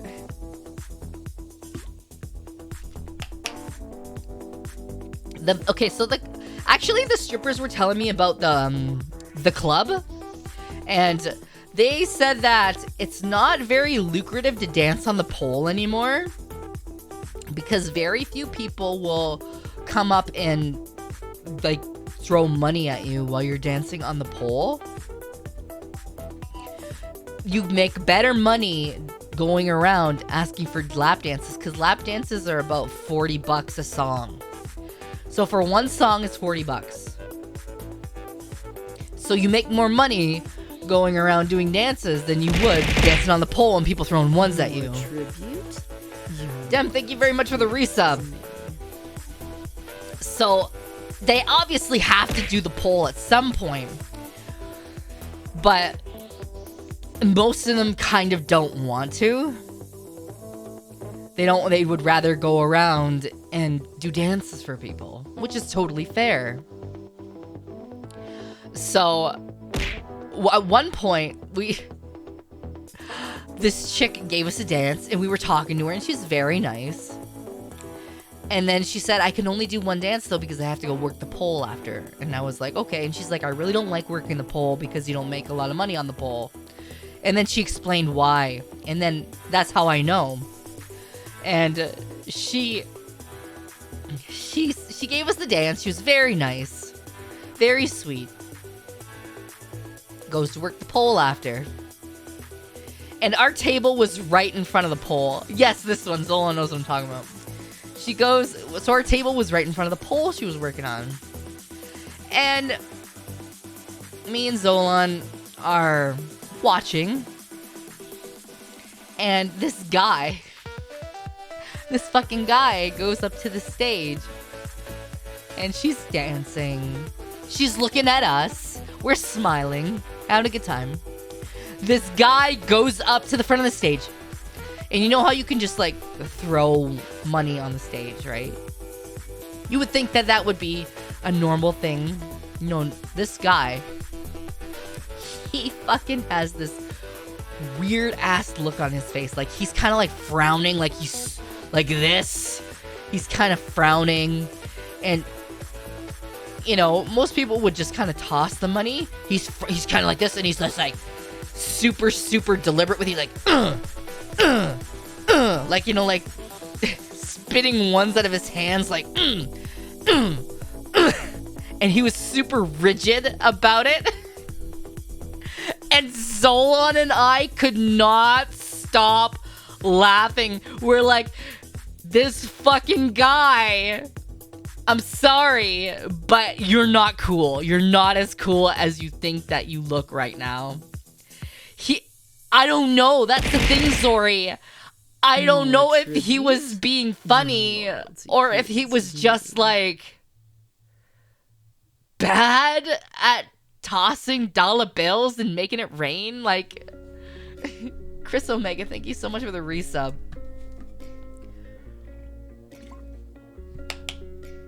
But the funniest part, okay, the funniest part about all of this situation, this is going down like right in front of us. The stripper keeps looking at me and Zola, and she has this look on her face like, what the fuck? She She has this look on their face. Like, what the fuck is happening right now? Please save me. What the fuck is this guy doing? Like, and I'm like, I'm sitting here and I'm just like, oh, what do you want me to do? Like, I can't, like, what do you, like, I'll look at you. I can't tell him to go away. He's tossing you money. Like, I'm not gonna do that. I'll watch. I'll smile at you. We'll have that connection. You just keep looking at me. I'll keep looking at you. You don't even have to look at this weird fucking guy. Like, this guy, I cannot believe. Like, she had to work the pole, and this, like, weird guy was making this weird face and throwing money at her. And this really, like, like, he wasn't doing anything wrong. He was just being really fucking weird. Like not normal behavior of, like making it rain, I guess. So, she finished. She got down. The guy walked away. She did not go near him afterwards. I don't blame her. She walked around and did dances for other people. But it was kind of... He was, like, angry throwing rain. Like, he was just angrily throwing these bills at her, like, like, and he was kind of making that, like, really rough gesture with his arm, like it was stiff. It was so funny. It was funny, and I felt bad for her. But she was just letting it, she just had, like, she looked like, she had this look on her face like, ew, never. Like, ugh, I'm just gonna keep looking at you guys.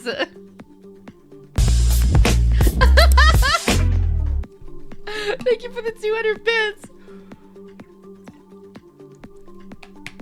The other funny thing was this stripper, we ended up talking to her for a while, too.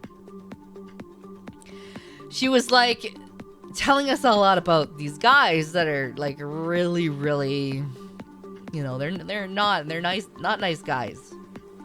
That she gets a bit in the strip club, and she's like, don't mind me if I keep coming back to your table to sit and talk for a break.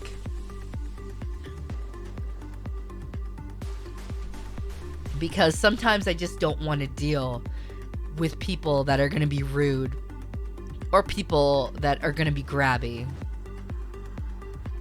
And I told her point blank, I said, if there comes ever a point where there's somebody that's making you uncomfortable, 1, you should go get the bouncer. Or, like, 2, if he's not doing anything wrong, but he's just giving you, like, a weird vibe and you just want to, like, be in a safe place, you're always welcome to come back to our table and just sit and talk to us. Like, and look like you're busy. And, like, we'll tell people to just, like, piss off, too, because I have no problems with that. So I told her, I said, like, if there ever comes a point where you're uncomfortable, or somebody's making you uncomfortable at your job, like, tell the bouncer, but also, like, you can come over here anytime. Like, come over here and sit at the table, and we'll just talk. You don't even have to dance. Like, I don't care. We'll just talk. You know, if you want a drink, I'll buy you a drink. Like, to me, that's more important. That somebody feels safe in their own workplace instead of being harassed. Of course, I'm going to protect these women if they're not feeling, like, comfortable because some guy is being a complete dick. Or he doesn't know, like, when no is no, right? Like, of course I'm gonna protect these chicks. Because we're all in the sex worker industry. We all know what it's like to be harassed by people. Or, you know, you tell somebody no and they don't fucking stop because they're stupid. Like, we all know what it's like. So I told her that, and she got really, really, like, quiet, and then she was just kind of like, I really appreciate that, because a lot of the times, like, a lot of shit goes down, And we don't know what to do, right? Because guys are being sleazy dicks. Or they're being crude. But, like, we obviously... The music is very loud. Yes, the music is loud in there, Zori. So, it's hard sometimes to hear what people are saying. So, you gotta, like, lean in very close. Or you gotta, like, put your ear out. So, it is loud in there. So you gotta, like, sometimes you can get, like, a sore throat because you're, like, yelling like this to try to hear people and talk to people, like.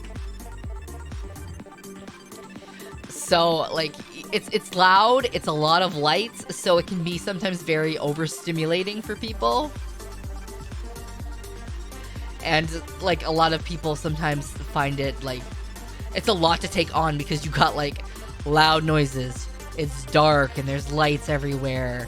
You know, you've got naked women dancing on you. So it's a lot to take in for some people. And it's overstimulating, and I can definitely see how it could be for some people. Thank you, Phil. Hey, Ariel, what did you do? Listen, Ariel, I've been told that you've done something. Ariel, I don't know. Why should I believe you, Ariel? You told Zolon to let me suffer. You told Zolon to let me suffer and not set up Valheim for me. Mod packs. Why?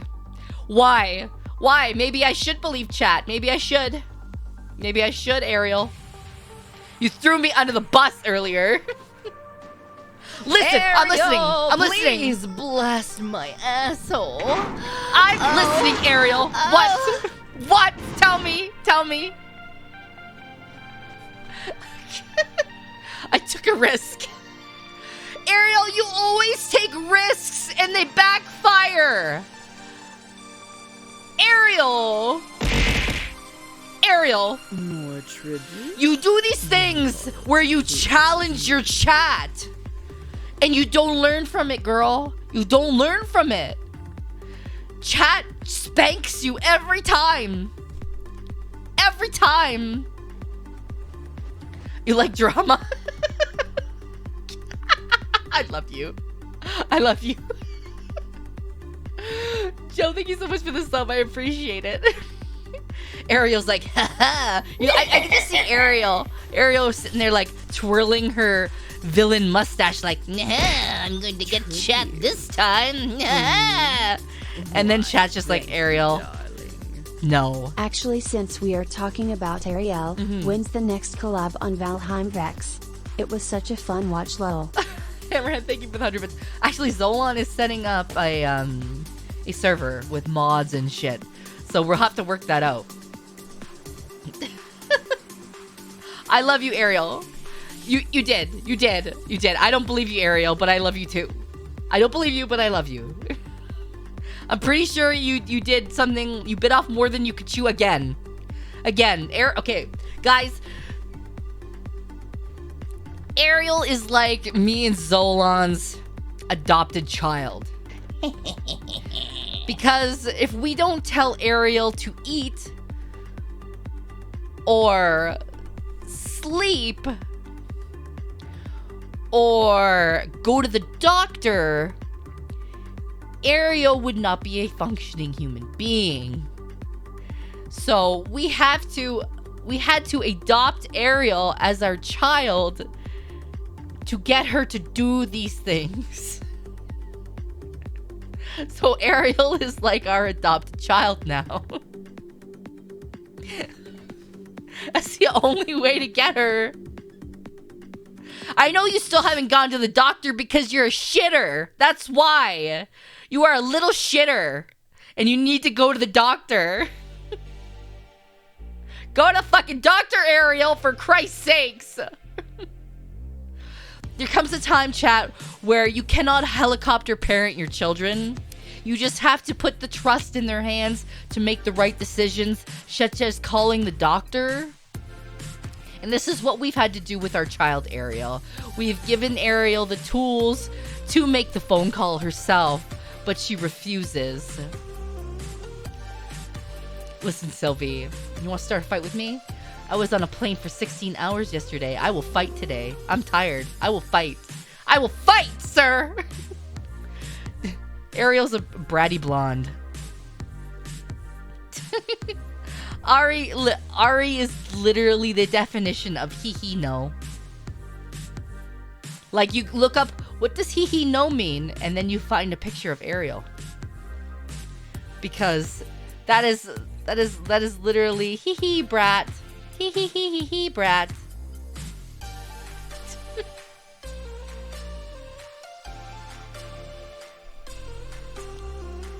But I do love Ariel. She's hilarious. Even if she is a little shit that, you know, tried to convince Zolan to let me suffer. I still love her. And I'm super happy because actually my little keychain of Ariel came in today. And it is so fucking cute. It is so cute. And now she can go on my keychain with me and be my waifu forever. Be snack, do crime! It's so cute, you guys. Go buy Ariel's keychain. If you haven't already, please go buy it. It is the fucking cutest little thing. It's cute little chibi Ari. I love it. I have her. I have Ellie too now. The one with Ellie with like she's holding like a gun in the air and she's showing her butt. I have that one. I'm like collecting all the waifus like Pokemon and like putting them on my keychain. I've got like me, I've got Ariel, I've got Ellie now. I'm gonna go around, I'm gonna get them all. All the waifus on the keychain. But like I love supporting my friends. I do. I love supporting my friends. I love buying their merch. And then I can wear it out and be like, this is my fucking friend. This is my friend. Look, my friend is on my titties right now. I love this. Actually, I have Pretzel Rocks on right now. So it's just kind of like random EDM songs. You do, Sylvie. You need to have a keychain with like Big Booba. I feel like that's your brand. Big male himbo booba. I do. I have to collect all my wives. My keychain's gonna be huge. It's gonna be so huge. This is my friend that won't go to the doctor. For me. This is my friend that will go to the doctor. Sue, I stumbled upon Vex's Best of 2022. And boy, Vex and Zolan are so funny and cute together. Aww. My face cramped from all the laughter and smiles XD, so here I apostrophe and carrot. Wonder, thank you very much for the 100 bits. That's very sweet of you. I don't like calling people. Okay, that's a mood. That's fair. Will you make the appointment for... Listen, I don't like calling people either. I don't. But sometimes you gotta bite the bullet and you gotta do it. Ariel. Listen, Ariel, we're gonna have a mother-daughter talk right now, Ariel. Yes, we're having a mother-daughter talk right now because I'm your adopted mommy. Listen, sometimes we have to do things that we don't want to do. We have to find the courage to do them. And you're a strong, big girl, Ariel. You are a strong, big girl. You can do this. I believe in you. You can pick up the phone and you can push in the numbers and you can call the doctor. You can do it. I believe in you. I believe in you, Ariel. Just call the doctor. Get it over with. Bite the bullet. Listen, if you don't do it, Ariel, then I'm gonna be upset with you. Let me tell you a story, Ariel. Ariel, I'm gonna be serious for a second. I'm gonna be serious, Ariel. Ariel, please blast my asshole. Oh. Listen, I do want that for me. I do. But we're gonna have a serious conversation, Ariel. Ariel, I'm gonna tell you a story.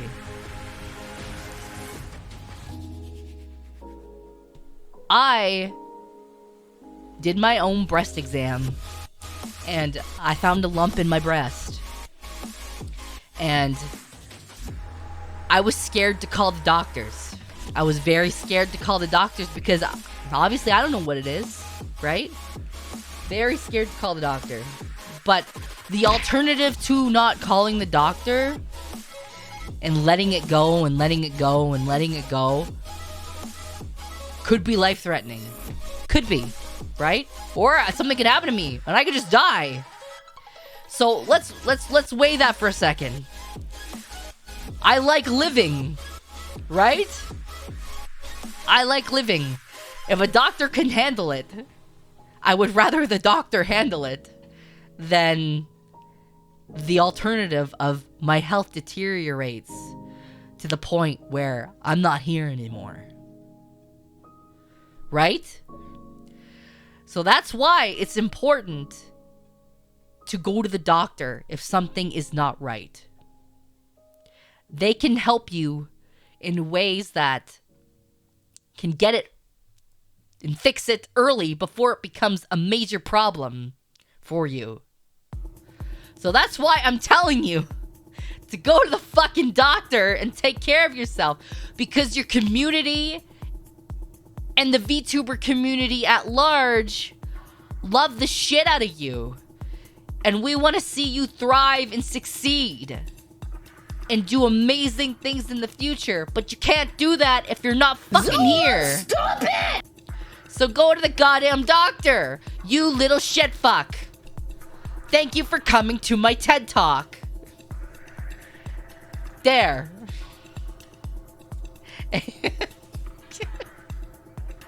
I love... Listen. Thank you for the bits. Go to the doctor, Ariel. Go. Everybody loves you too much to see you not be here. Or to see something bad happen to you, which means you gotta take an extended break from everybody. You don't want that. Trust me, you don't fucking want that. If you can avoid doing it, go to the fucking doctor, bro. I love you too much to see you hurt or be in pain. Zolan too. Go to the fucking doctor. That's it. That's all I'm gonna say about it. That's all I'm gonna say about it. You make the choice. It's your life, but we love you and we want to fucking take care of you. You will. Good. You will. Good. Yes, thank you. I love you too. Goddamn. It only took me yelling at you on stream to get you to go to the fucking doctor. Like 4 times. It's fine. It worked out. There are witnesses. Of course there are. Of course there are. There's lots of witnesses here now. They listen. We all saw that Ari said she was gonna call the doctor. Yeah, we all saw it. We all saw it. I was here. You better do it. You better do it, or you're gonna have so many people on your ass. Every time you make a tweet, they're gonna ask you, did you call the doctor? You call the doctor?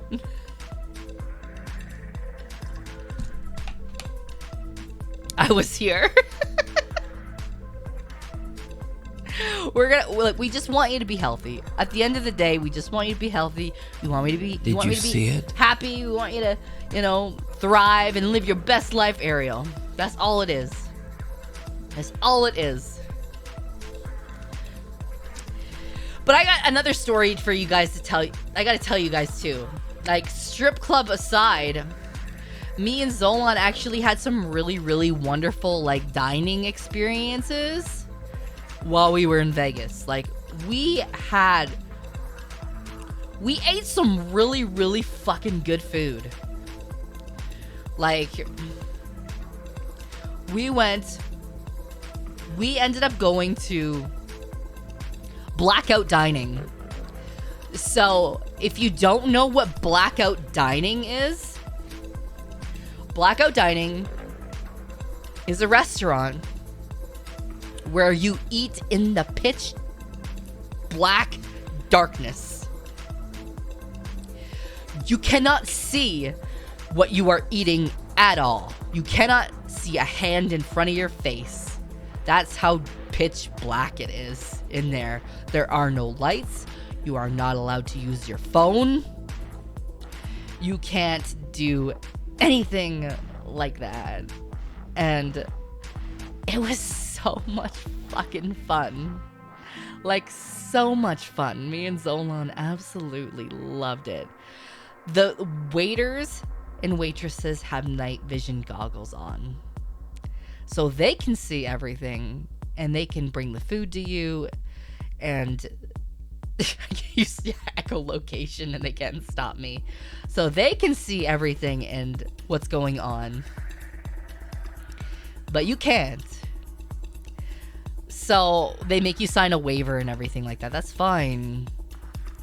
It's such a cool idea because it allows you to fully immerse yourself into the food, like the other senses beyond sight. So like taste and smell and touch, and like listening to like the person you're with. It's not anything weird. Everything they give to you is actually vegetarian based. So it's not, there's no meats or anything like that. It's all like vegetarian based food. So it's very, very, it's a very sensory kind of experience.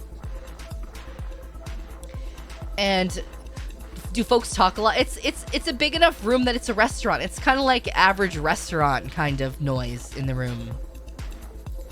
So you go in there, they take you to like a kind of like an intermediate room where it's kind of like red lighting, like a photo lab kind of a vibe to get your eyes used to it. The waiter will explain to you what's going to happen. It's a 7-course meal. It usually lasts around an hour and a half long. And what happens is you don't see the menu unless you legitimately ask and say, hey, can I see the menu? I'm uncomfortable. Then they'll show you the menu. But it's part of the experience to not know.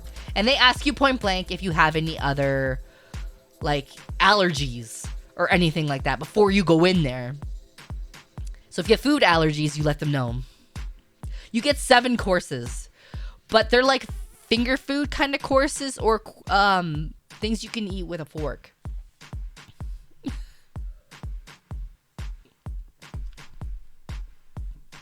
So the waiter will tell you like, okay, hold on to my shoulders. And then I held onto his shoulders. Zolan held on to me from behind. And the waiter will guide you to where you're supposed to sit. And he'll kind of pull the chair out for you and say, okay, the chair is here. Put your hand on the back of the chair. Sit down.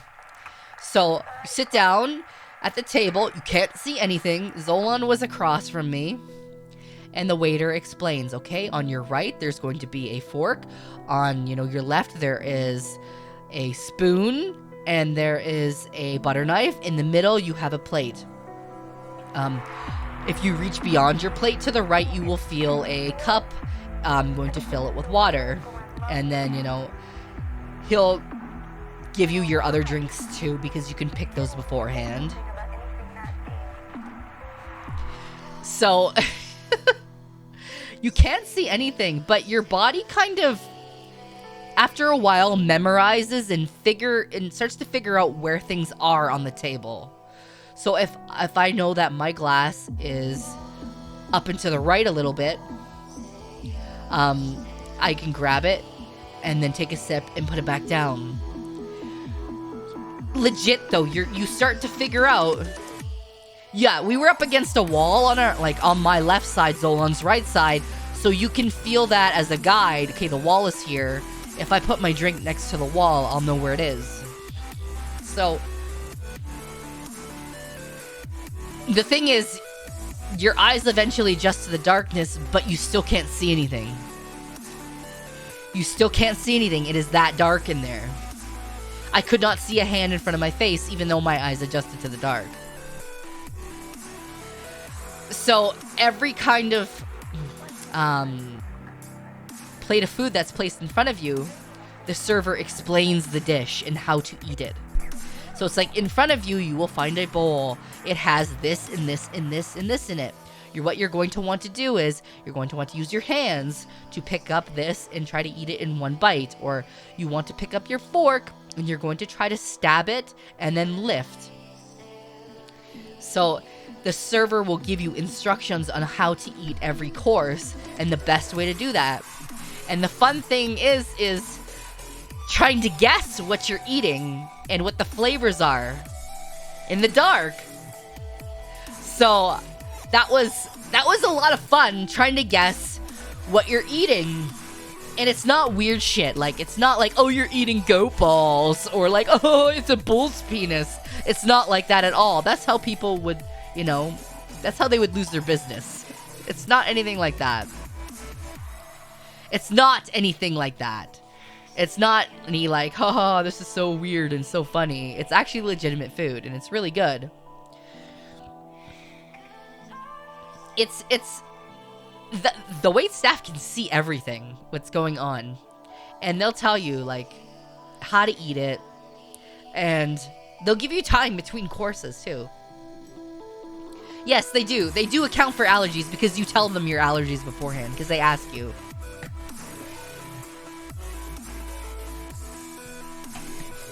But it was funny because we were sitting there and we were waiting and we were talking in the dark. I'm looking across from me. I can't see Solon at all. I can only hear him. And our waiter was so fucking funny. Like, so fucking funny. His name was Larry. He was hilarious. I loved him. He was the best. He was so fucking funny. So he asked why we were there. And I told him, AVN. He's like, oh. He's like, so good. And then he left. And he came back. And he loudly goes, hi, my porn stars. I could not stop laughing. I could not stop laughing.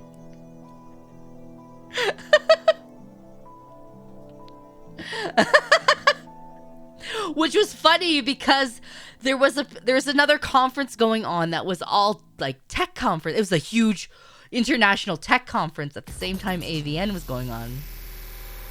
And at one point through the courses, he's like, so there's another table over here that's asking about the AVN Awards.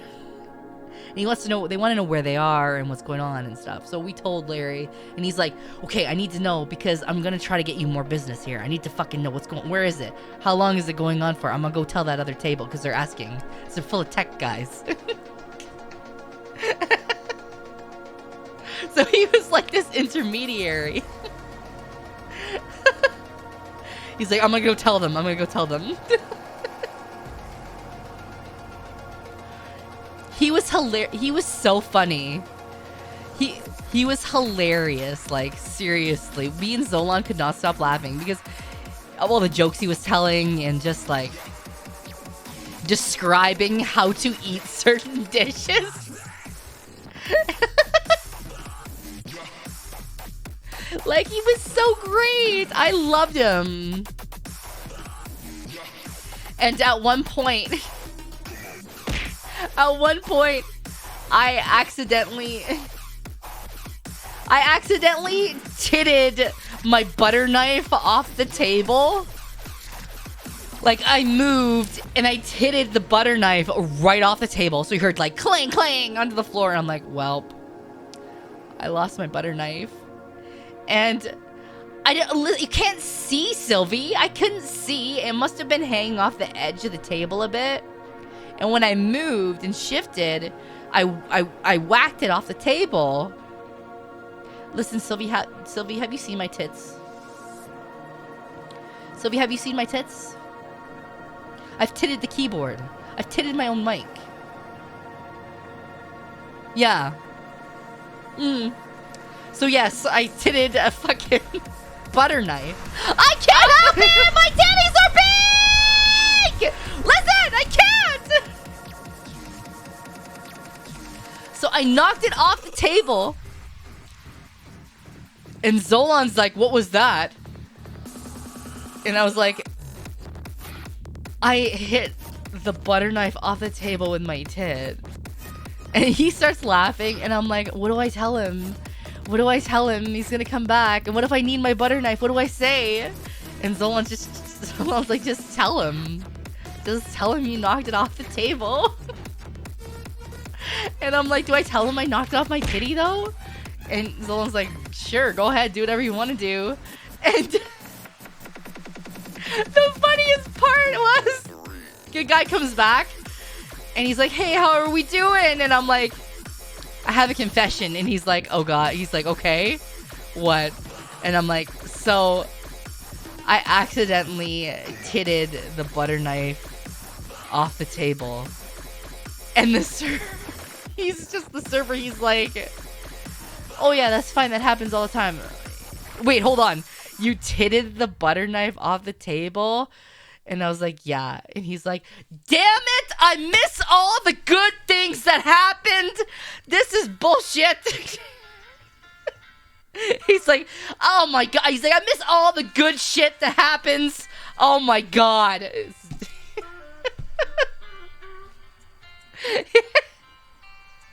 It was so funny. He's like, I'll get you another one. It's fine. He's like, it's fine, it's fine, it's fine. Don't worry about it. It was so funny. He was hilarious. Like I gave him my card after. I'm like, here. Like I left it with the person at the front. I'm like, make sure Larry gets this, because he was amazing. Hopefully, maybe Larry will show up someday in my chat. If Larry shows up in my chat someday, we could be like, Larry, we love you.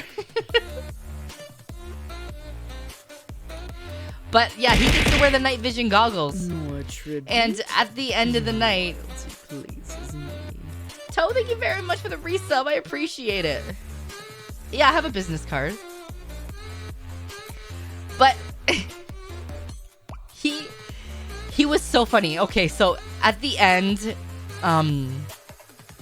he actually gave Zolan a flower in the dark. He said, hold out your hands. And he's like, hey, Zolan, I'm going to put this in your hands. Can you hold out? I'm going to give you this drink. Can you hold out your hands? He ended up putting a flower in Zolan's hands. He's like, and you're just going to hold on to that. You're going to hold on to that, and you're going to just keep it there. And you can do whatever you want with it. Kind of hinting like you're going to give this to your significant other after the dining experience. So, but like, I had no idea. I can't see, right? And Zolan got really confused by it. He was like, what the fuck is this in my hand? He's like, oh, okay, I see. So he just put it off to the side.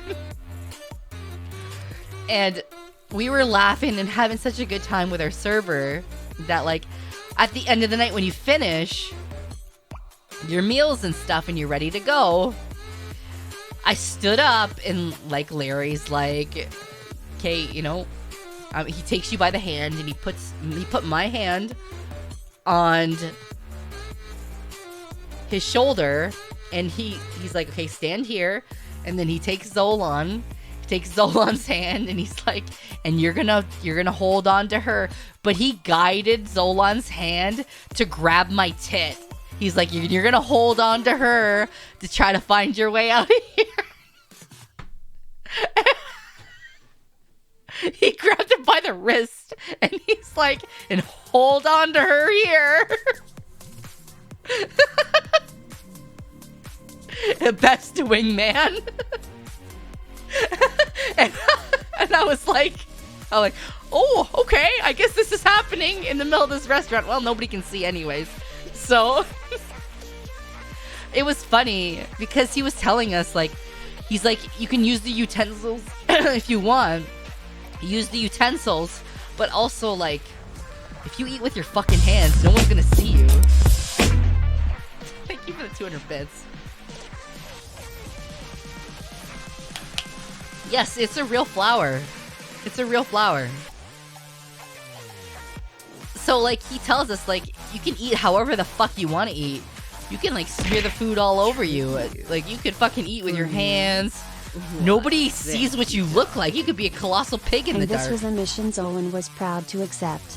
For king and county. Yes, exactly. Thank you for the 100 bits, Dr. Catspaw. He just told us, eat however you want to eat. Like, nobody can see you in the dark and nobody can judge you except for me, because I can see everything. Sylvie! It was great. So he ended up, like, taking us out afterwards. And by the way, the food was really, really good. Like, it was really, really good food. At the end of 7 courses, I felt so full. Like, the last course, I couldn't even finish. Like, all of it. It was so good. And they're all, like, finger foods or foods you can eat. Like there might be 2 of something or, like, 3 of something. 7 courses, yeah. But, like, the first one was a soup. And they can tell you, like, just pick it up with with both your hands and then tip it. Or you can use a spoon, however you want. Or, like, the next course was, like, it was kind of like this tortilla chip with, like, stuff in the middle of it. And you eat it with your hands. And there's, like, 2 of these chips. Or there's, like, 3 of this thing. And you just put them in your mouth. Ms. Enda, thank you very much for the resub. I miss you, Ms. So, like, there's not, like, a big meal, like a big steak and mashed potatoes and stuff. They're, like, 3 of something. Or, like, 2 of something for a course.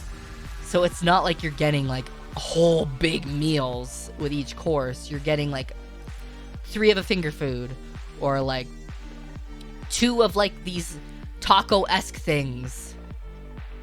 They need to be limited and small, so it's a mystery, right? They do. So at the end of it, Larry brings us back into the intermediate area to get your eyes adjusted to the dim light again.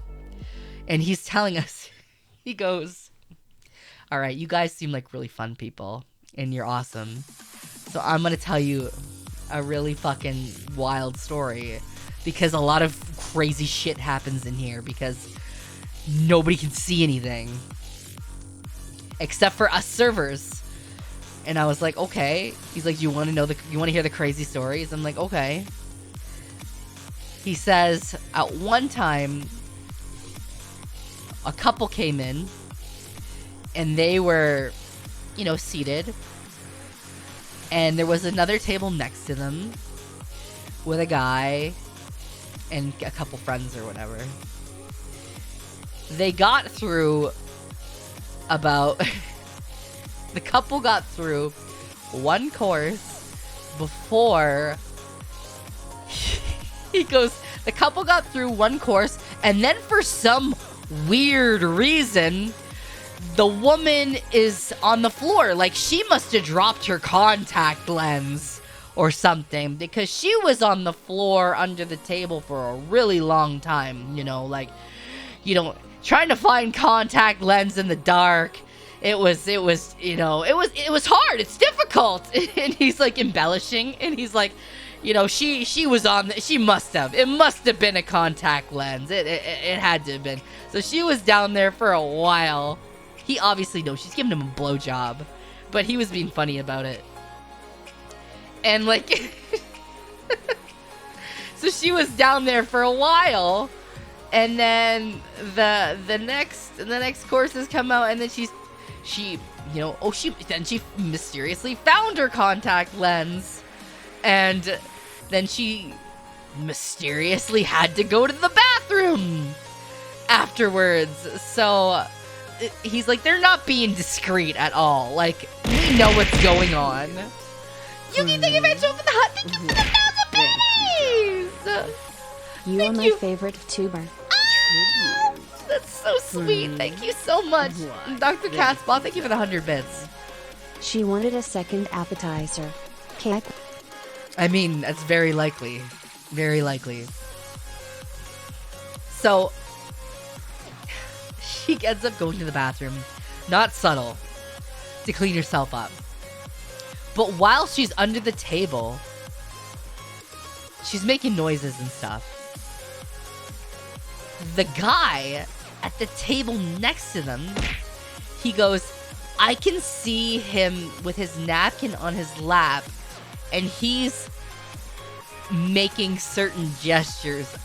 The napkin's going up and down. Because he can hear them doing their thing on the table next. So this guy is like jerking off at his table, knowing that this couple is doing other stuff beside them.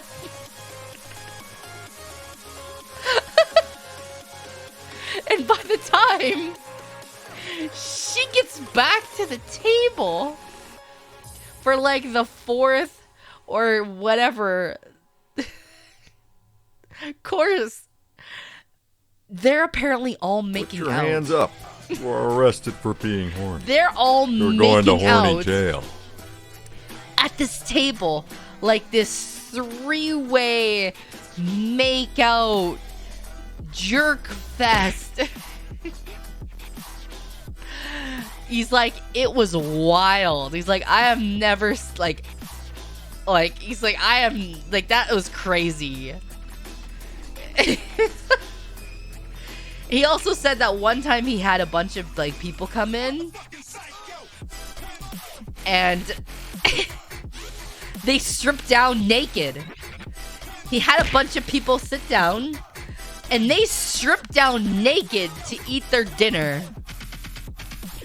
Like, they were buck naked. He's like, I saw titties, I saw coochie, I saw, you know, ding dongs. Like, they were just out. They stripped down to nothing in this restaurant. Double click for porn. I'm gonna shit the bed. Thank you guys for the hype train. I really appreciate it. He's like, I could not. He's like, people get wild in here. They think they're in the dark. And they're like, oh yeah, nobody else can see me.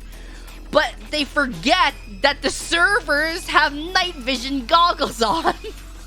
And they can see everything. Or maybe they just didn't care. Tribute. Like, Why, thank you, darling. Captain, thank you so much for the 100 bits. What happens in Vegas stays burned in the waiter's memory forever. Pretty much. Pretty much. You can see the... Okay, so the goggles that they have on, they have a red pin light at the top of the goggles. So you know when the server's at your table. It's like a red light. A red dot, basically. Why? It doesn't cast light Your or hands anything up. like that. You are arrested for being horny. Airbit, thank you so much You're for going to 100 horny bits. jail. Bye. For me? Why, Cody, thank you very much for the 100 bits as well. Ma'am, this Yes. is a vegetarian restaurant. Yes. Put the sausage down. I'm surprised he didn't say that, to be honest with you. Some people just want to have fun. Ow! Did you see it? Demol, thank you so much for the 2,000 bits. For me?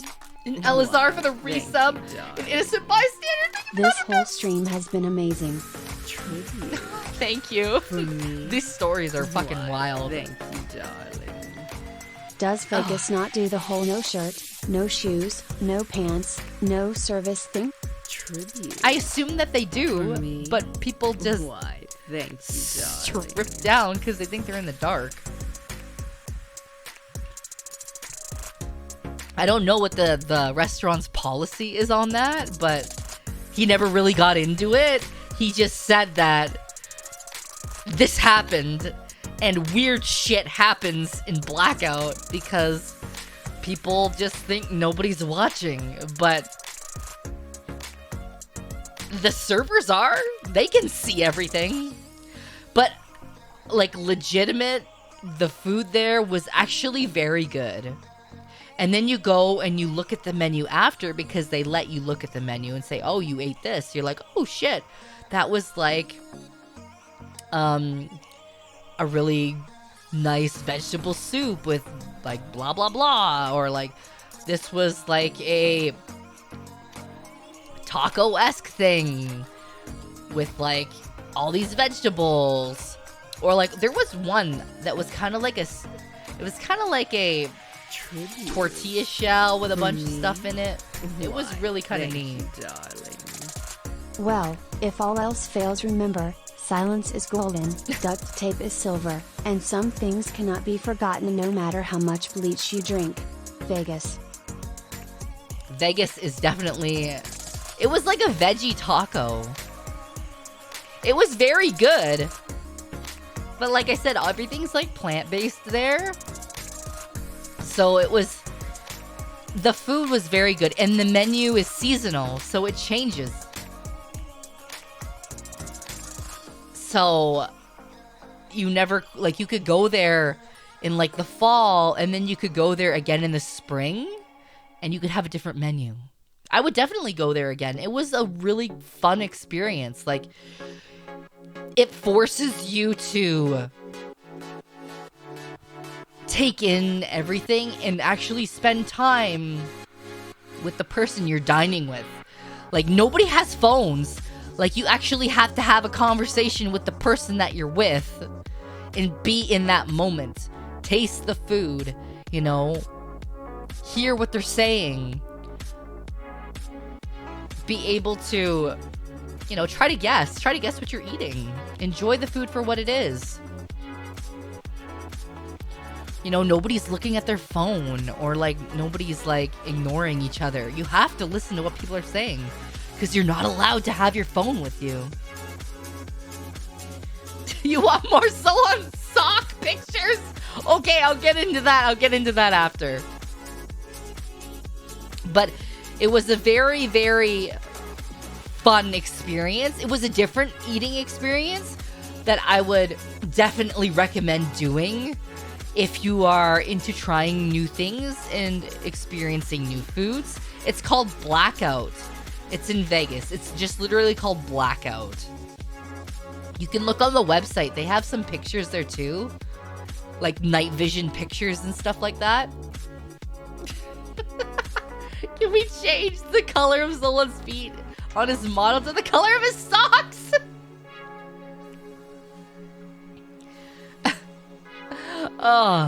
Listen, I am not a vegetarian. I eat meat and stuff like that. But they had like, what's that?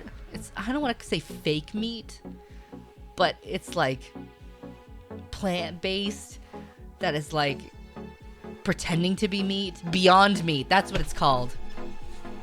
Beyond Meat. That's what they have. That's what it's called. So they use that in their dishes.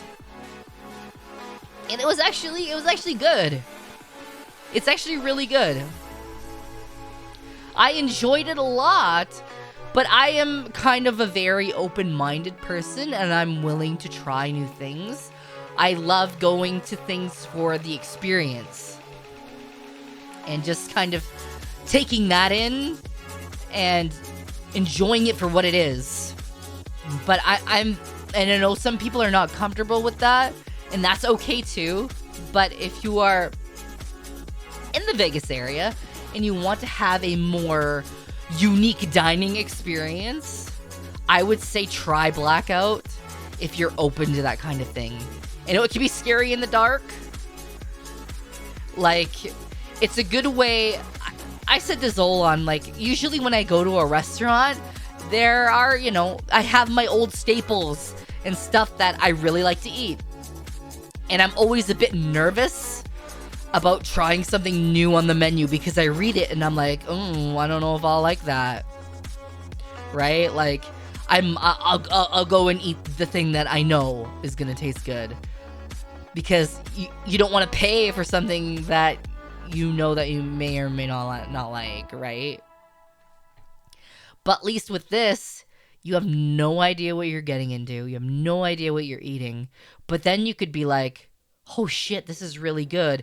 But if this was presented to me on a menu in front of me, I don't know if I would actually eat it. Because I wouldn't think to eat it, or I would be too nervous to eat it. And take the change, or take the step to make the change. So I would recommend going to Blackout if you're the type of person that wants to try new things. And wants to have different experiences like that. So I would definitely go back there with Zolan. Zolan might have a different perspective on it. I'm pretty sure he said that he would go back there. But he'll probably talk about like his experiences tomorrow when he streams. You would, yep, okay, there. There, you heard it right there from him. Zolan, can you come and get me some more water? That would be great too. The other really, really crazy dining experience that we had was we actually went to Hell's Kitchen. You can't, Ariel told me to let you suffer. Oh, well. Well, fine. I'll just get up and get it myself then. More tribute? Zolan. I have to ask. Who are you married to? Who are you married to? Who sucks your dick, Zolan? The game of life. Hi. I'm here to get you more Thank you. water.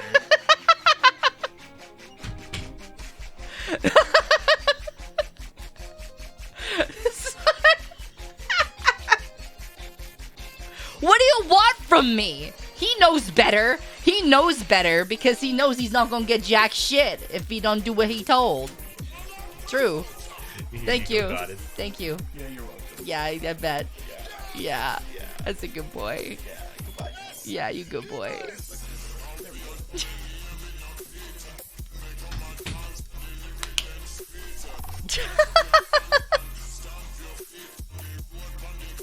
So we went to Hell's Kitchen.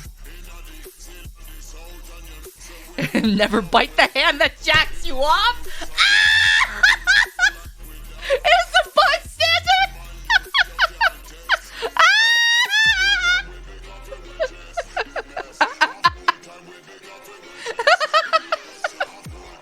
It's true. It's true.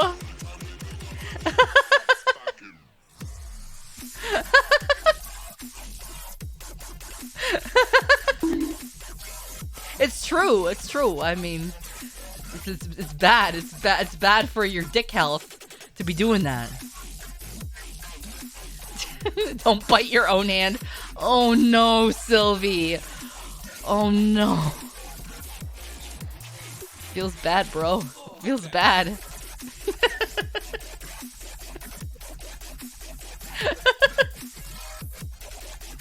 Oh, yes. We did eat at Hell's Kitchen because I put in a reservation. So, okay, if you're ever going to Vegas and you want to eat at Hell's Kitchen, put in your reservation in advance. Like, put that shit in like a week or two in advance. Put it in advance because they fill up quick. You will not get a dinner reservation. Or if you do it last minute, you're going to be eating at like 11 o'clock at night. Or you're going to be eating super early. So you actually do want to put in a reservation fairly like early. So we did do that. We actually put in for a lunchtime reservation. We put in for lunchtime. They're actually very quick to get you in. So you go into Hell's Kitchen. It is exactly like you see it on TV. Like with the tables, and they have the red and blue kitchen. And it's very, very nice. They have all of Gordon Ramsay's merch in there you can buy.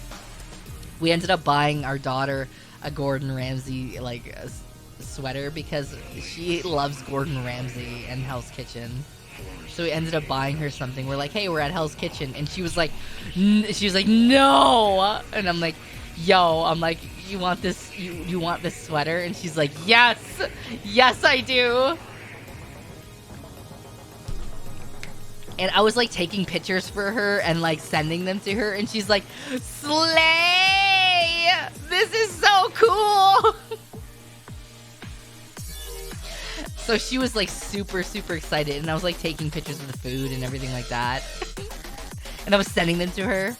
No, Gordon was actually not there. Actually, the funny thing about Gordon, they tell you, is Gordon is not there all the time. Gordon actually, he runs a lot of restaurants. But what Gordon will do is that Gordon will not tell you when he's coming to Hell's Kitchen. He doesn't tell anybody. He doesn't tell the staff at all. He doesn't tell the cooks. He tells nobody. Because he wants to surprise them and ensure quality. That's what he does. He'll never tell people when that he's coming because he wants to make sure that the quality is always up to like like top tier. So like he doesn't want people to like be all like, oh, I'm coming on Thursday at this time, and then they put on a show for him. And like, you know, everything's up to snuff, the food's great, and then when he leaves, it's gone to shit. So they never know when he's gonna stop in to check the quality of the food or the service or anything like that. He is very much a surprise motherfucker. That's what the servers told us. He is very much like that. It's really smart. Yeah, it is. He does the surprise inspections. So they never know when he's gonna pop into Hell's Kitchen, and that's why the service there and the quality of the food is like godly. It is otherworldly. And they treat everybody like goddamn kings and queens.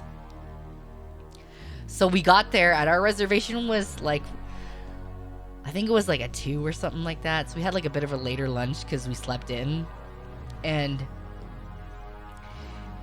they got us in right at 2 o'clock. Like, it was like not 2 minutes before, not 3 minutes after. It was like right on the fucking dot. Like, they knew, and they had it all lined up, and they bring you to the table, and then you get to look at everything, and it's all the same stuff that you would see. It's all the same stuff that you would see on Hell's Kitchen, like the risotto, the beef Wellington.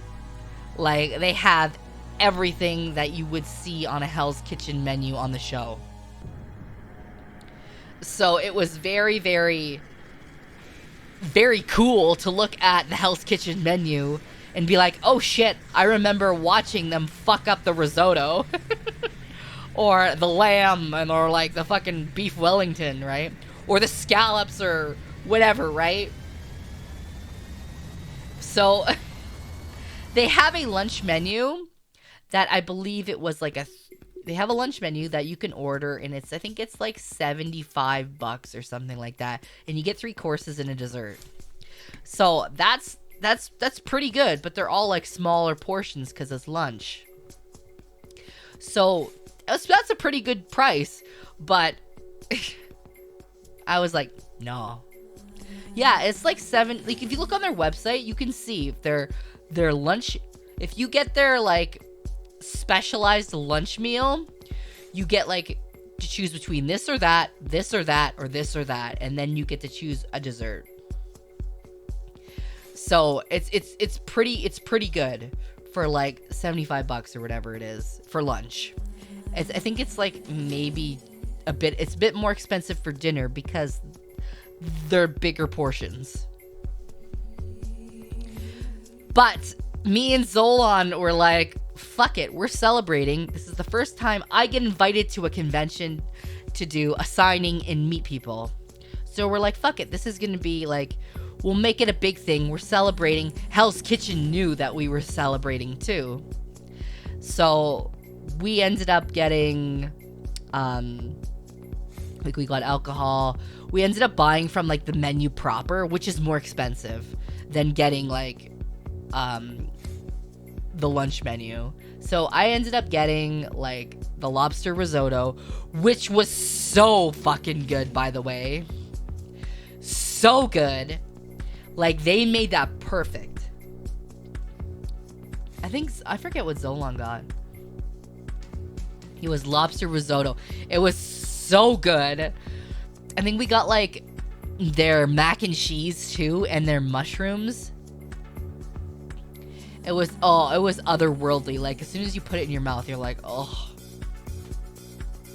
And then I also got the beef Wellington. Because I was like, I gotta get the beef Wellington. I had to try it. I heard so much about the beef Wellington. I heard so much about it. So I had to get it, and it comes with like this puree mashed potato and seasonal vegetables.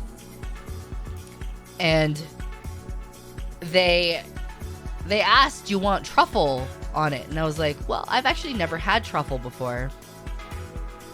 And the waiter explained, like, it's kind of like got like a earthy kind of flavor, but there's like regular truffles, but then there's this special white truffle that's only in season for 2 months out of the whole year.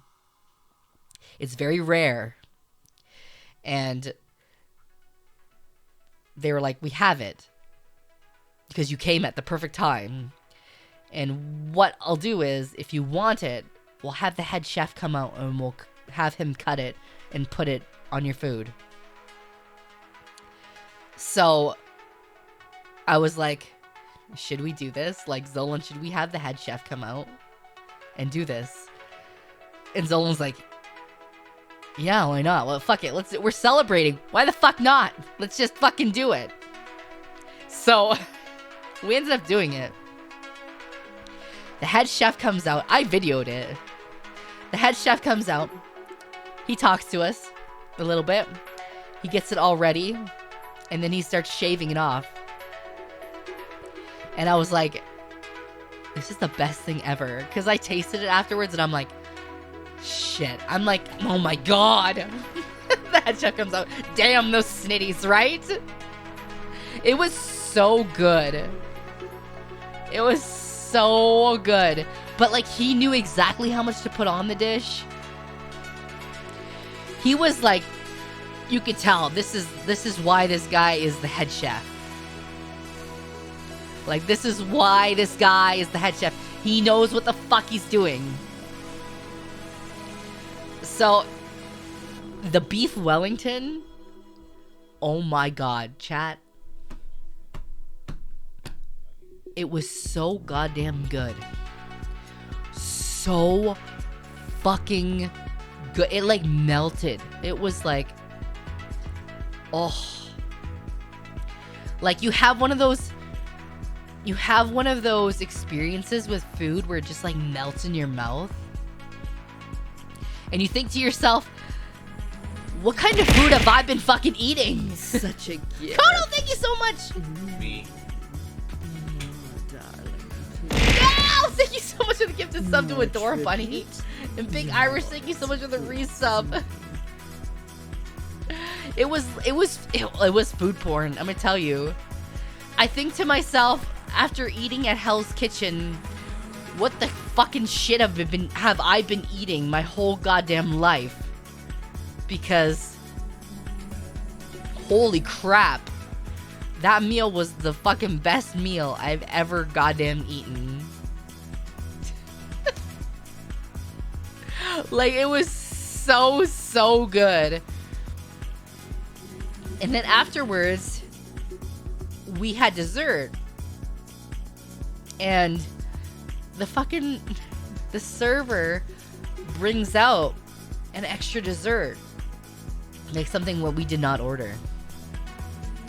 And I was like, oh, you gave us an extra dessert. And the server's like, yeah, this is just for you. It's on me. Because we're celebrating today.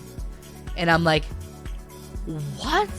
This is a fucking expensive dessert and you're just giving me this dessert? And she's like, yeah, it's for you. And I'm like, you did not have to do that. And she's like, no, this is from Hell's Kitchen. This is from all of us. This is from all of us to you. You know, we're really proud of you. It's your first convention. We wanted to do something nice for you. It was like the sticky toffee pudding. And it was delicious. It was delicious. I can't even... It was so good. Tribute your loyalty. Damn, I got some nice titties. Thank you for the biddies, and thank you, Punish Snake, for the resub. Zolon will tell you, this sticky toffee pudding was like next level. It was like next level, and oh, we had another dessert called like Death by Chocolate, and I have never tasted something with so much flavor. Zolon, like that was, I completely agree with you. Like there was so much fucking flavor in this dessert that it was like, where have you been all my life?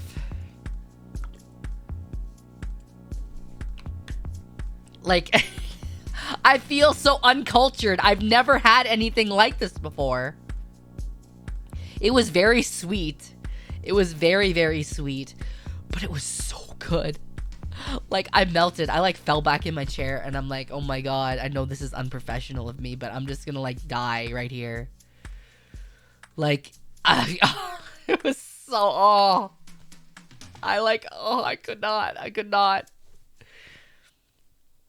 But, like, I will say that Hell's Kitchen, like, if you eat from that prefabricated menu, it's cheaper. But if you go off that menu, it's expensive. So I will warn you guys, Hell's Kitchen is amazing to eat at. It is very, very high quality. The staff are amazing and they're very attentive. But you're getting what you pay for. So if you know that going in, and you know that, you know, you want to pay for a high quality meal, you know that you're going to pay a couple $100 for it. At least. So, that's a warning about Hell's Kitchen. It is pricey. You are paying for quality. You get your money's worth. You do. You get your money's worth, and you get the whole Hell's Kitchen experience of being in fucking Hell's Kitchen, right? If you like, okay, for me and Zolon to eat lunch there, and we kind of just said, fuck it, we want to, like, have an experience here, and we knew that it was going to be expensive. We knew that. And we had that going in, and it was a celebration, you know, event for both of us. Like, our lunch, I think, was, like, close to $400. Like, it was a really expensive lunch. But we, like, tested everything. We're like, I want to try a bit of this. I want to try a bit of that. So, like, it was expensive. It's expensive. But, like, if you want to know where to eat, like, that's got really high quality, that's where it is. That's where it is. Hell's Kitchen. But like I said, if you eat off the the menu that they have for lunch that's already made for you, it's like $75 a person. So you got to know that going in. And if you understand that, if you understand what you're getting into and you know you're going to pay, then it's not that big of a deal if you can afford to pay that much. So, we had a really, really good time there. Thank you for the hydrate. And that was my celebratory food.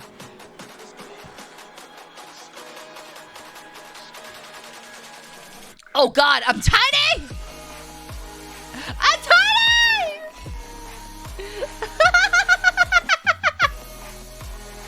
Thank you! Look, I'm chippy now. A chibi overlord. It was a really good. It was a really It was a really good lunch though. I really enjoyed it. The boob physics are great. Somebody asked me the other day, like on TikTok. They were like, "Vex, you have no neck. What happened to your neck, Vex?" And I was like, "It's here. It's just like giraffe neck. It just stretches out."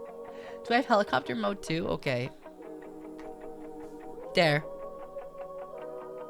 There's your helicopter! God damn it!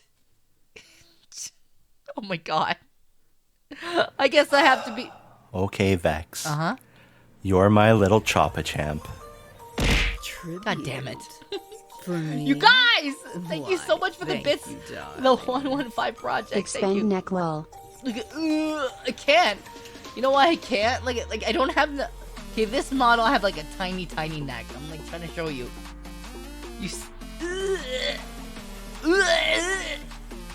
This one I have a tiny neck. I have to tell you guys. Since you've started calling me Copter Mother,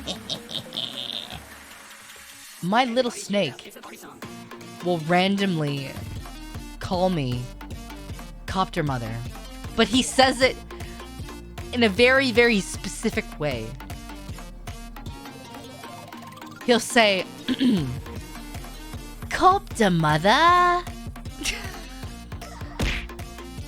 He'll be like, Copter Mother. He says it just like that. Copter Mother. Can I have a cookie, Copter Mother? This is all your fault. I want you to know that. I want you to know that. You and Zolon did this to me. Yeah, he'd be like, Copter Mother. Oh, I love your hair, Copter Mother.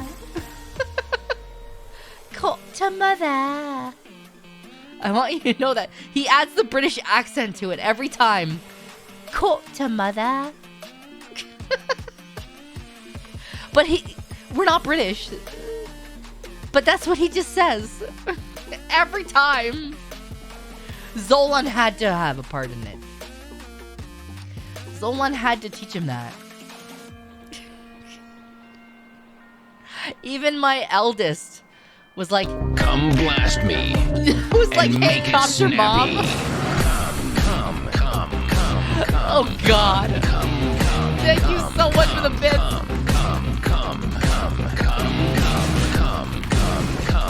No, Zolan is not a wise teacher. I don't know why you would say that. No, he's not. Listen, okay? Listen. Even my eldest says, hey, Copter Mother. And I'm like, who the fuck told you? Like, where is this coming from? And then Zolan's just snickering, like, got him. Got him. My own children are calling me this now because of all of you. I hope you know that. Jesus. Oh, okay. Hold on, guys. Guys, I gotta go be right back one more time. I gotta go pee. I gotta go pee really, really bad. Hold on. I gotta go pee. I've gone through like almost 2 water bottles. So be right back.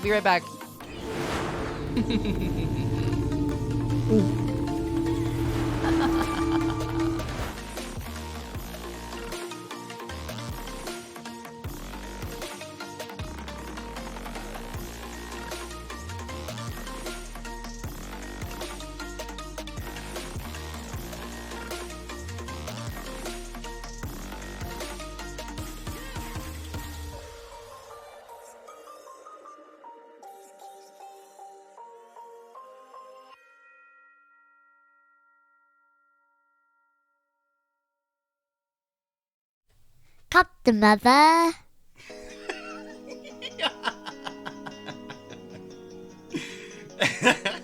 Good job, buddy. High five. You having fun? Yeah. Yeah? You say hi, everyone. Hi, everyone.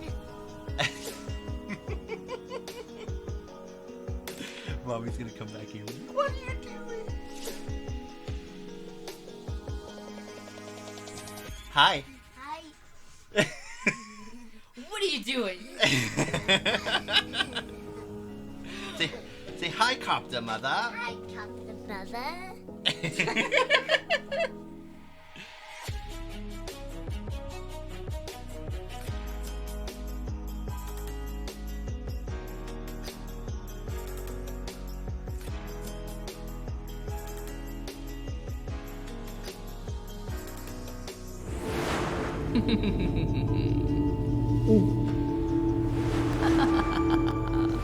Listen, I leave for like 2 minutes to go pee. I come back to Zolan and little snake saying, "Come to mother, come to mother."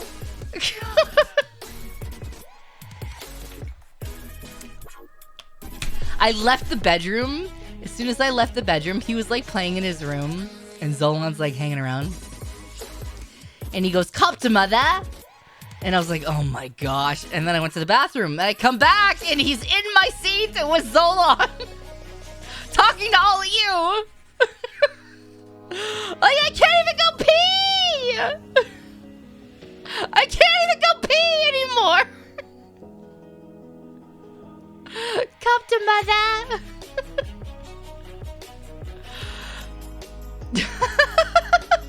It's little... He will come... If I'm, like, playing video game and, like, I'll go to the bathroom and he's, like, vibing with me in the same room, he'll come and take over my computer. And he'll come and sit in the chair. And he'll be, like, playing the game that I'm playing. And I'll be like, "What did you do?" And he'll be like, "I'm just playing the game." I'm like, "Bro, what did you do?" He's so cute. He's so funny. We actually went and we did the King Tut experience too at the Luxor. So I stayed at the Luxor with Zolan, and we did the King Tut experience.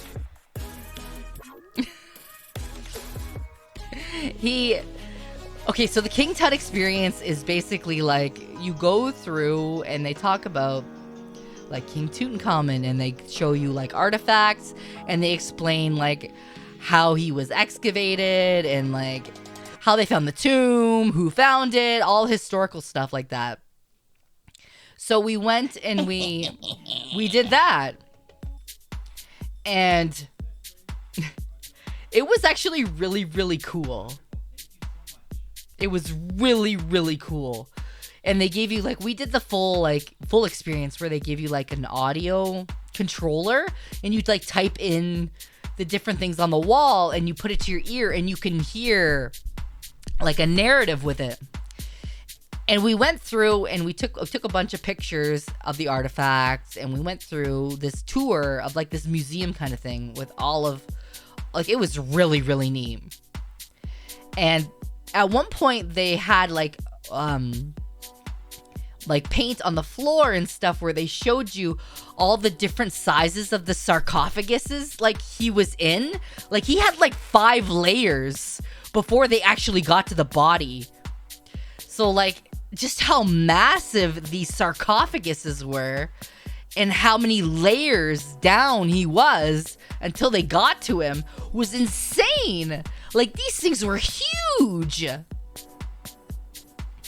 Like, it was... And they showed, like, all the newspaper clippings and everything like that. It was like an onion. And they went through and they told you all the different, like, the hierarchy of, like, the pharaohs and, like, the gods and goddesses. Like, they went through everything. They were huge.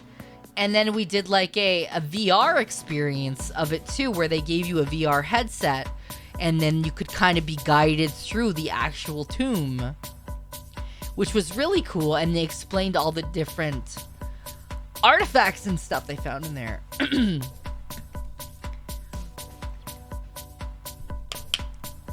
But do they know how to play Duo Monsters? So me and Zolan did that, and I actually really, really enjoyed it because ancient Egypt is so neat to learn about. And they talked about, like, all the different ailments that King Tut had because they ended up doing a DNA sample from him and stuff like that, and how excavations work nowadays when they're trying to do stuff like that. And I really, really enjoyed learning about that stuff because, I don't know, I think it's cool. I think it's really, really neat. So learning about the history and, like, seeing these artifacts and learning about ancient Egyptian culture was really, really cool. Was tricky part of the exhibit. I did not see Tricky. No, unfortunately. I'm hanging out with Tricky on Thursday, guys. I'm hanging out with Tricky on Thursday. And I'm hanging out with Tricky, Spite, Prism, and Red Claw on Red Claw's channel for Night at the Museum. No, we actually saw a lot of snake stuff, though. We saw a lot of snake, like, stuff, and we learned about the different colors that they used. I'll have to bring up pictures on a different stream that I took, because, like, it was pretty neat. And it was a fairly long tour. Like, you could kind of go at your own pace. Museum's gonna need some repairs on Friday. Fair. What am I looking at? You're looking at a snake-a-copter. You're looking at your new copter, mother. I'm in my horny police outfit. What do you want from me? I didn't. But, like, that was something really cool that me and Zolan got to do because I really wanted to do it. I thought it was cool. I know they have the Titanic exhibit in there, too. And the bodies exhibit. But, like, I really wanted to do the King Tut experience.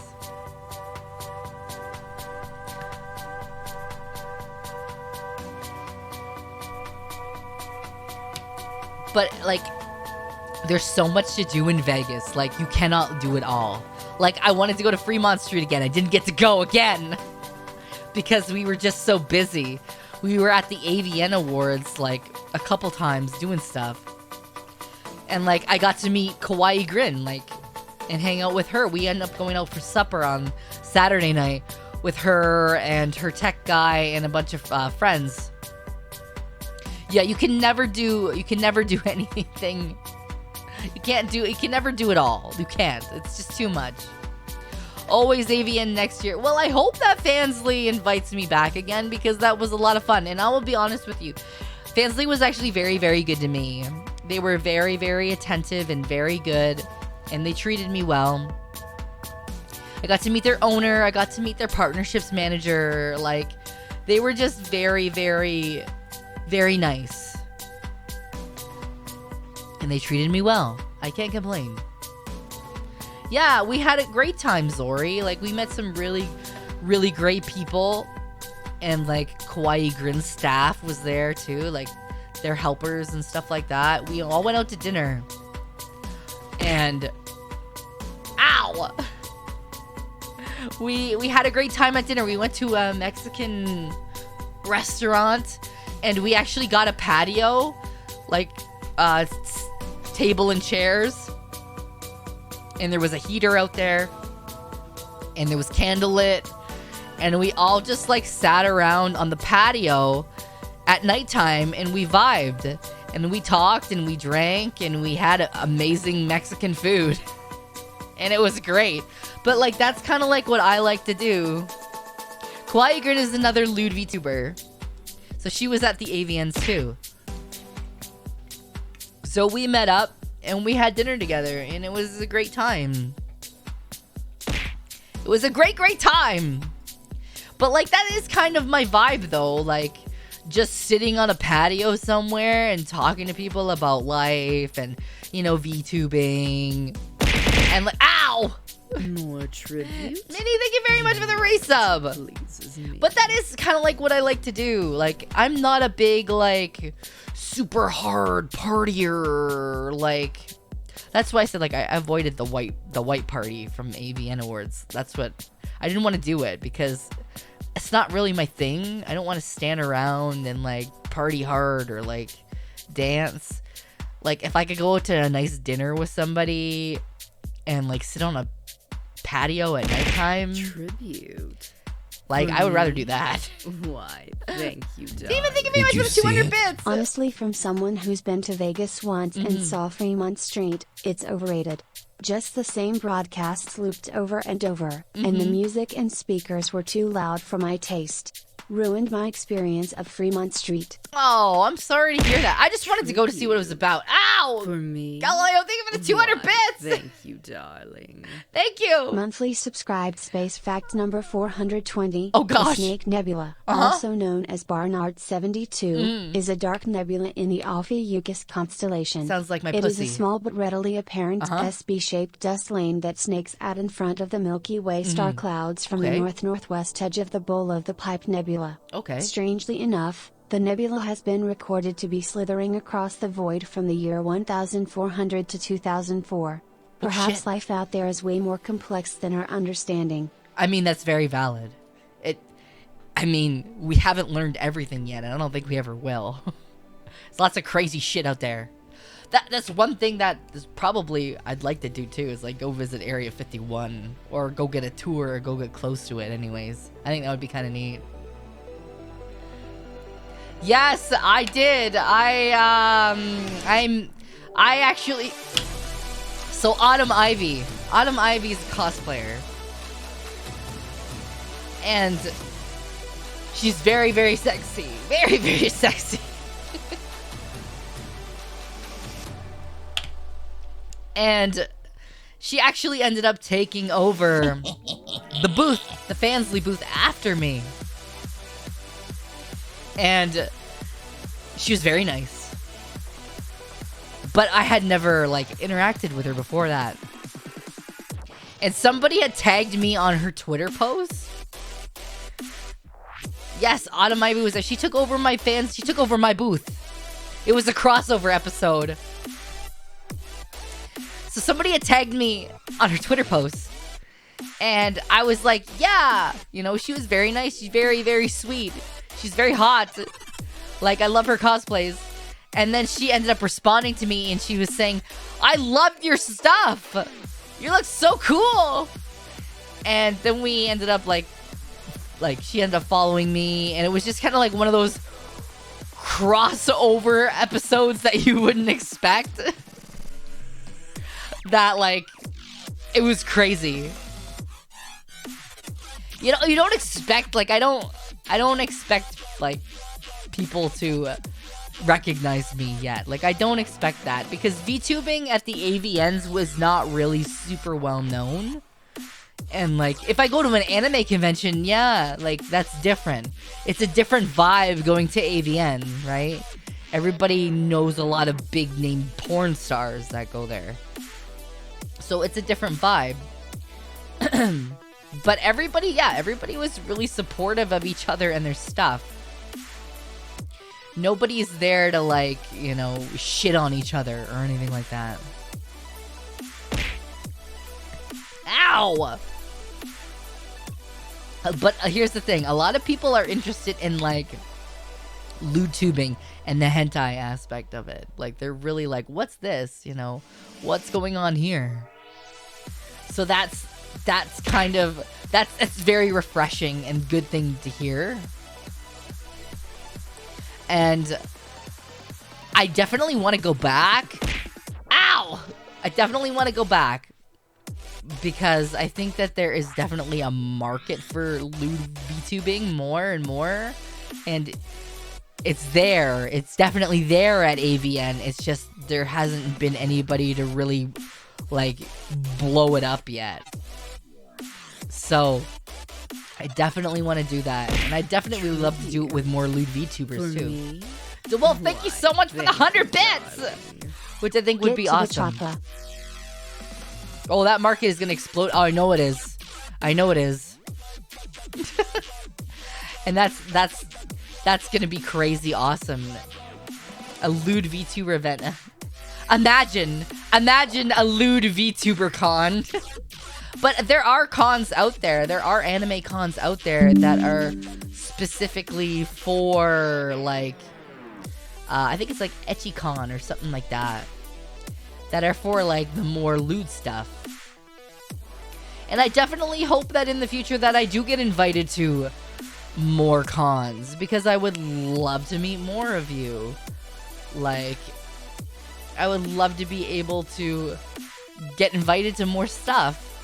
So like whenever like you see Twitter posts of like conventions, they're like, who would you like to see? Like it's always a good idea to plug your favorite VTubers, because then we get to go, or then then we're considered, right? So like if you ever see cons that are like, who should we invite?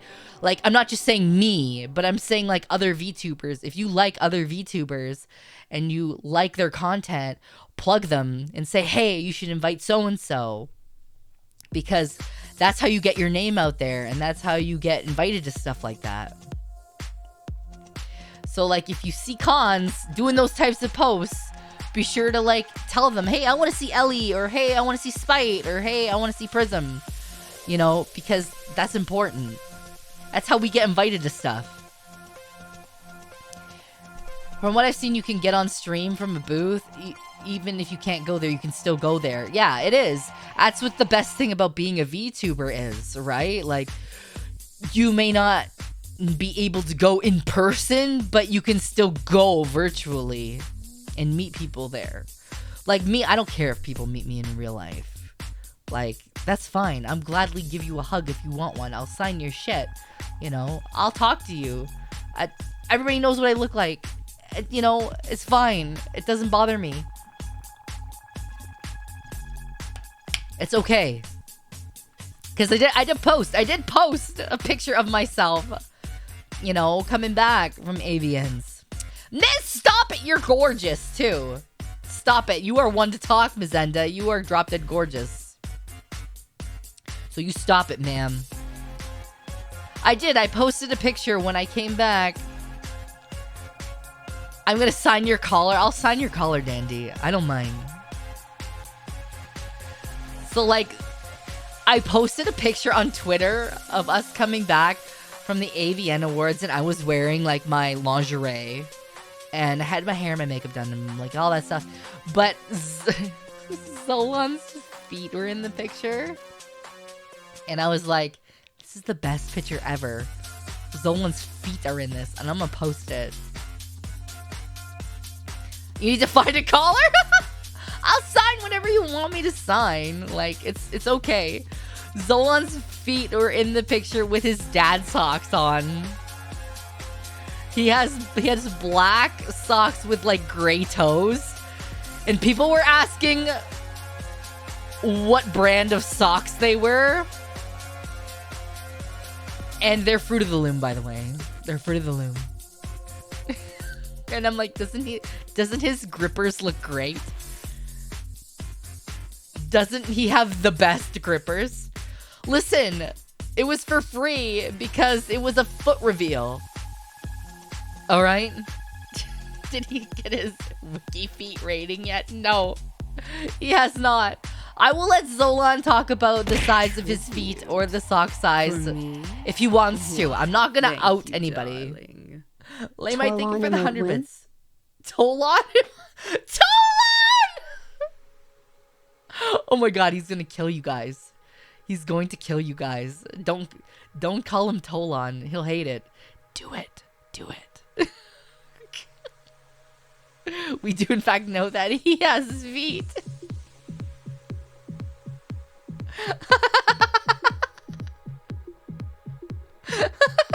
Hey, if I have to be called Copter Mother, you get to be called Tolan. Why, thank you, darling. Nepal, thank you very much for the 100 bits. Too bad Olan had a sock on. Censored foot reveal milky aura. Listen, it was a tease, okay? He can reveal his full feet if he wants to. It was a teaser. It's like wearing lingerie, right? He had those sexy, hot Fruit of the Loom socks on to give you that little bit of a taste. It's so funny. Like, I post a sexy picture of me in, like, lingerie, and his feet are in the picture, and everybody's talking about his feet. I'm like, this is the VTuber community to a T. It's feet! I see feet! I want it! I thought it was hilarious. Like, I didn't care. I really did not care. I thought it was so funny. And Zolan's like, what the fuck? You're so hot and people are talking about my fucking feet. And I'm like, welcome to the VTuber community. we were laying in bed. Like, we had just gotten back from the con, and the signing was that day. And I was like, I'm just gonna take a nice picture. And his feet just happened to be there. And I'm like, this is the best picture because you have me and you get his feet. This is amazing. I'm posting it. And he's like, do whatever you want. I don't care. It was so funny. I was like, I can't not post this. Fluffy, I'm so sorry that I am not purple. I'm sorry that I ruined that immersion for you. I'm so sorry that I am not actually purple. I know, it's heartbreaking. It's sad. You almost went to cardiac arrest. Please don't die. Please don't die. Actually, quite a few people said that I look like Jennifer Tilly. Like a younger Jennifer Tilly. Why? Captain, thank you so much for the 100 bits. It was a photo bomb. More tribute? You're loyal. You're right. You're right. I appreciate that pun. A lot of people were people were saying, Dex, you look like a young Jennifer Tilly, and I'm like, you know what? Maybe you're right. Maybe you're right. I can see it. I can see it.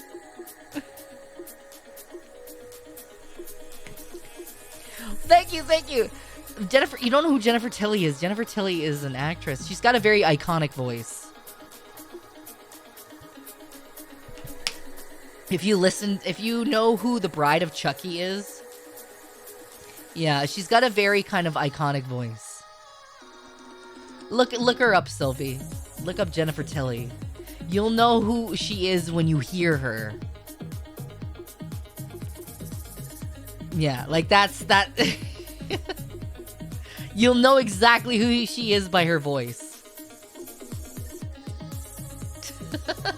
Which I thought was kind of funny, because I'm like, you know what? You're right, you're right. You like the helicopter, Joe? This is my horny police outfit. Can we get a shout out for Porcelain Maid, please, mods? I hope you're doing well. We're talking about my real life picture that I posted when I came back from the AVN Awards and did my signing at the Fansly booth, and how Zolan's feet were in the picture. And how everybody went nuts over his feet. And I can't say that I blame them, because he does have nice feet. He does. And now you guys are calling him Tolan. Which, you know, I don't mind either. He'll fucking hate it. But you know what? You guys are calling me Copter Mother. So he can be called Tolan. Yeah, really, Zori. Payback's a bitch, isn't it? He wants to call me Copter Mother and get my kids to call me Copter Mother? Well, fuck you. You're fucking Tolan now. Where do I find the pic? It's on my Twitter. Tribute. Everybody knows what I look like. I don't even care. You guys subscribe to that other platform. I got my titties out. I got everything out. Feet can muscled men and women. Fetishes back then, thick calves. Yes. Yes, calves. Have you seen the colonial men pictures? They have skin-tight socks. Yes. And overweight because they could afford to be fat. Oh, how we changed a George rule. Well, thank you for the 500 bits. Listen, like I said, Zolan has been hiding these feet from all of you for a very long time. And I wanted to give you all a taste of the toes. Alright? How dare he? How dare he? He was hiding these immaculate feet from all of you for so long. So long.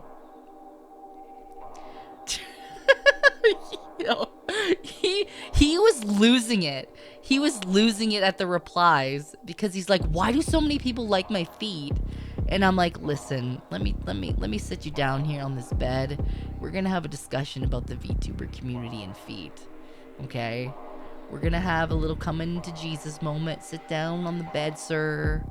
We're gonna have a discussion. Reap what you sow, Tolan. He just couldn't believe that people wanted to see his feet. Zolan, we're degenerates. Me, I'm out here like, hey, look at my titties. Hey, look at my ass. Hey, everybody, this is what I look like. And everybody's like, yeah, you look like Jennifer Tilly. Yeah, Zolan. Yeah, Vex is hot or whatever. But look at those toes. Thank you, darling. The Summer Traveler, thank you for the 100 bits. Sir. It's true. It's true. I appreciate it. Thank you so much. But yeah, that was really funny. Tribute. That was really funny. For me. But the real question is... Why, thank you, darling. But the real question, when will Taka invite you over for Chibi night? Listen, Taka has not invited me over for Chibi night yet. Who knows if he will, right? I'm not going to be like, hey, invite me to your Chibi night. Like, that's kind of rude to self-insert yourself like that. So, like, if he invites me, great. If he doesn't, that's okay, too. You guys get the chippy over here. But Taka did post... He retweeted that whole snussy thing that came out the other day about how the ussy suffix is like... Your toes, hand them over. Sorry, inside joke. T101 cack. Thank you for the 100 bits. Like... Okay.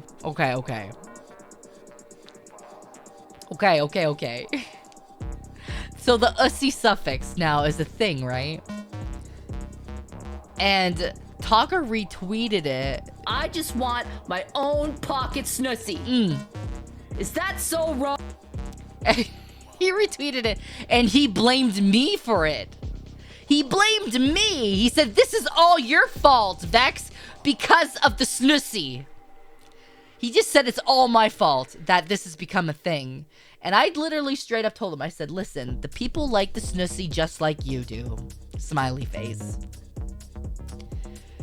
And then he didn't respond to me because he knew. He knew in that moment that I was not wrong and that he does like the snussy.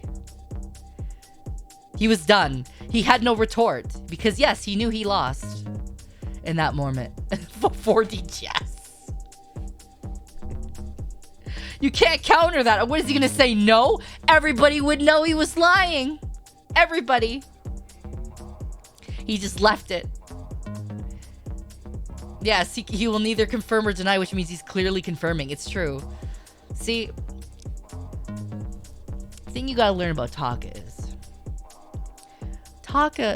is a very, very, very... He will deny until the cows come home about things, which only means that he secretly likes it and he wants more of it. He'll be like, no, would never. It's terrible.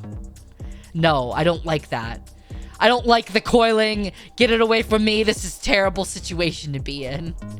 But he secretly likes it. And he secretly wants it. It's true.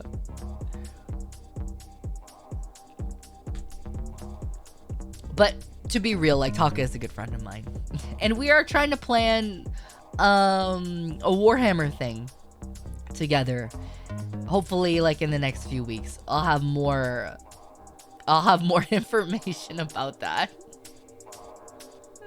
I'll have more information about it. But we're like before all the bad shit happened, like about my health and stuff like that, we were trying to plan like a Warhammer watch thing. But like he just told me like take some time, like we don't have to do it now. I know you're busy and I know bad shit's happened. So like we'll figure out another time for it. And I was like, okay, that's fine. So now we're just we're trying to figure that out. We're definitely gonna do it. It's just a matter of figuring out when. And everybody is always busy. That's the one thing that you will learn about the VTuber community. Everybody's always busy. And like, if you cannot get back to someone right away, that does not mean that they don't like you. It just means that everybody's super busy and juggling their own stuff. And time zones are a bitch. They're such a fucking bitch. And it's hard to fit everything in a single day. Or like you're trying to juggle all this stuff. I gotta do this thing and then I gotta do this collab with this person. And sometimes stuff falls off your plate. So it's not like I always tell people, if I don't get back to you right away, it's not that I don't like you. It's not that I don't want to do stuff with you. Really, truly, it just means that I got all this shit going on. And I got... Ah! Why do you keep getting back into the horny police? It just means that you're busy. Copter cop.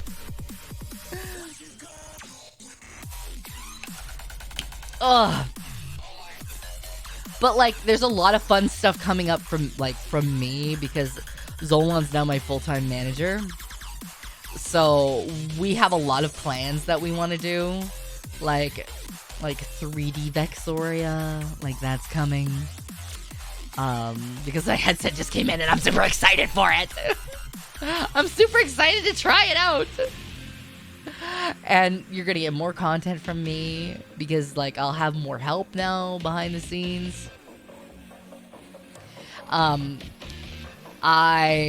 thinking of doing like a 2.0 like re-debut, so like all brand new stuff, like assets and stuff like that for you guys. That's gonna be a lot of fun and I'm looking forward to that. And like Zolan is thinking of doing like a subathon to like help him buy his own actual model. So like you guys have that to look forward to too. I can't... This is the closest you're gonna get to me bouncing in this. That's the closest you're gonna get. So I'm really excited for him to like actually get an actual model and like get a model that is more closer to what he envisions his character to be. Like, his Gremlin model is fucking amazing. I love it. It's so good. But, like, he actually wants to get a real model, too, right? And I think that's fair. I want to do that for him. And, like, he's going to have a subathon to help with that, too. So I'm super, super excited. Thank you, Trua. Thank you so much. I appreciate that. So there's lots of fun stuff that's coming down the line. And like I said to you guys, I'm excited for it. And I'm really thankful for your support that you've shown me and Zolan too. The OG Zolan Avatar Redeem. Do you want a Tolan? He's actually rigging his Swolon model, though, like this week. So you have that to look forward to. He's gonna rig it. So that big fucking muscular model that he has, he's gonna be rigging that. You have that to look forward to. Yes, he's doing the Swolon model, bro. It's so fucking crazy. It's hilarious. What the fuck did you do, Sylvie? What did you put in my staff lounge? What have you done? Hold on, what have you done? What have you done? What have you done to me? Ah! Fuck it, I'm showing this right now. Hold on. I'm gonna save it and I'm gonna show you what fucking Zola... Oh, God. Fucking Sylvie, what did you... Okay, hold on. I'm showing you this. It's probably gonna fill the whole screen. Sylvie, how could you do me dirty like this? Okay, Vex. You're my little Choppa champ. Fuck you. Fuck you. Choppa champ. Fucking... Hold on. Look at this. Look at this. This fucking bullshit in my staff lounge. In my fucking staff lounge! Look at this!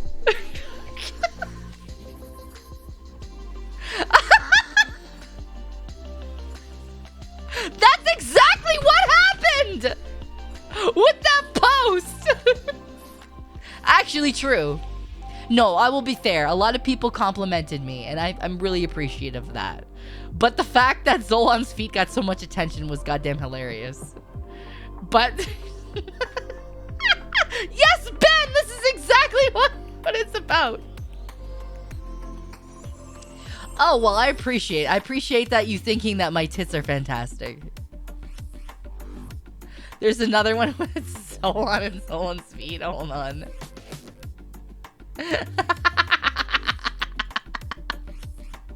This one's funny too.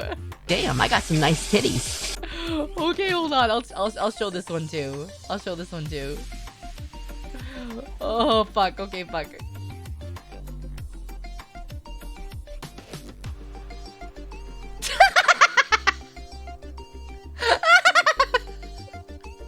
Zolan's feet.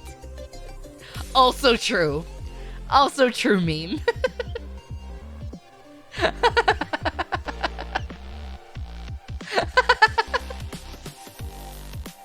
Bruh. Okay, to be fair, the strippers... to be fair, the strippers didn't see Zolan's feet. Or at least they weren't looking at his feet. You know why they weren't looking at his feet, though? Because they were too busy grabbing my tits at the strip club. They were fucking too busy grabbing my titties!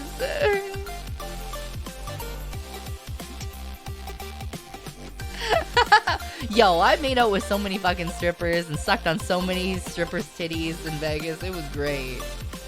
It was so good. I talked about it earlier on my stream, Trua. I talked, like, AVN was fucking wild, bro. I'd definitely go back. I would definitely go back. I hope Fansley invites me back. Cause shit. Yo, I can't believe the shit, like some of the stuff that Kawaii Grin was telling me, like the fucking crack party at the penthouse was like, I can't believe I dodged that bullet. I was so lucky I dodged that bullet. She told me that was so wild. But honestly, Kawaii Grin she was amazing to me. She was so sweet. Okay, I told you guys earlier, there was another porn star that invited Kawaii Grin and to a penthouse party. And me and Zolan were with Kawaii Grin, but we were going to go to the strip club because me and Zolan have a great time at the strip club. And Kawaii Grin went with a couple of her staff to this like penthouse party with porn stars, and this fucking chick she took crack on her fingernail and was offering people bumps of crack out of her fucking fingernail. And I'm like, glad I fucking dodged that bullet. Cause Jesus. Yo, everything that you think about like AVN and like it's crazy wild. Like people spreading their buttholes and making out, like it was wild. Like no, like I didn't go to that party. I didn't go to that like crack bumping party. I didn't go to that. I was too busy at Sapphire's with titties in my face and like having a great time. I was at Sapphire's with Zolan that night. So I didn't go to any parties.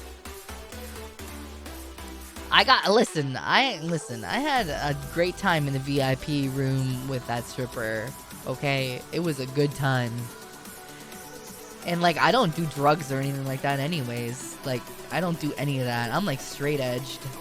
I don't even smoke weed, homies. Like I am just so straight edged when it comes to that. Jaded guys, thank you so much for the resub. No hate to anybody else that like actually does that, but like I don't do that. And I'm okay with people that smoke weed and stuff like that. That's fine. But I don't.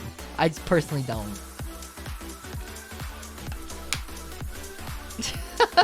But it was great. Like I had a great time in Vegas.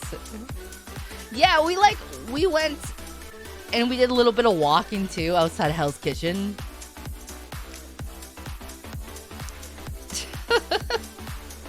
Like we had like a great time.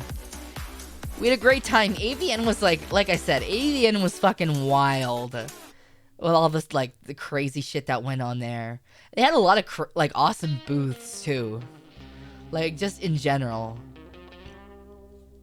The only drugs I need are my fat tits. Bro, okay. Okay.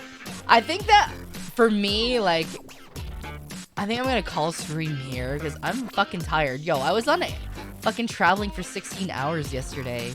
I was so angry because, okay, I will tell you the story before I leave. So, we land in Vancouver, right? We land in Vancouver. I have about an hour before we gotta get our next flight. The plane gets delayed due to a technical issue. Which, I'm glad they caught the fucking technical issue before I got on the plane, right? That would have ended pretty poorly. So, they delay the plane by another, like, hour or two. Fine. I don't care. I'm stuck in Vancouver. We finally board and get on the fucking plane. For me. And it's a bystander. Thank you for the 1,000 bits. Lade is on his way home. He says hi and that he misses you and your streams. Oh, he sends his love. Thank you so much, innocent bystander. I appreciate you passing on that message. So, we get on the plane, right? They finally let us on the plane. I'm like, I just want to go home. I want to go home and see my kids. I want to spend time with them. I want to give them the presents and stuff that I got for them. I just want to lay in my own bed. We get on the plane. And we pull out of, like, the gate. They say, okay, well, we might have to stop to get de-iced. I'm like, oh, okay, fuck, okay. How long is this going to take? And then about 15 minutes later, they say, actually, we can't. We have to go back to the gate and we need to change flight attendants because they are over their 14-hour requirement. Like, they can only work for 14 hours.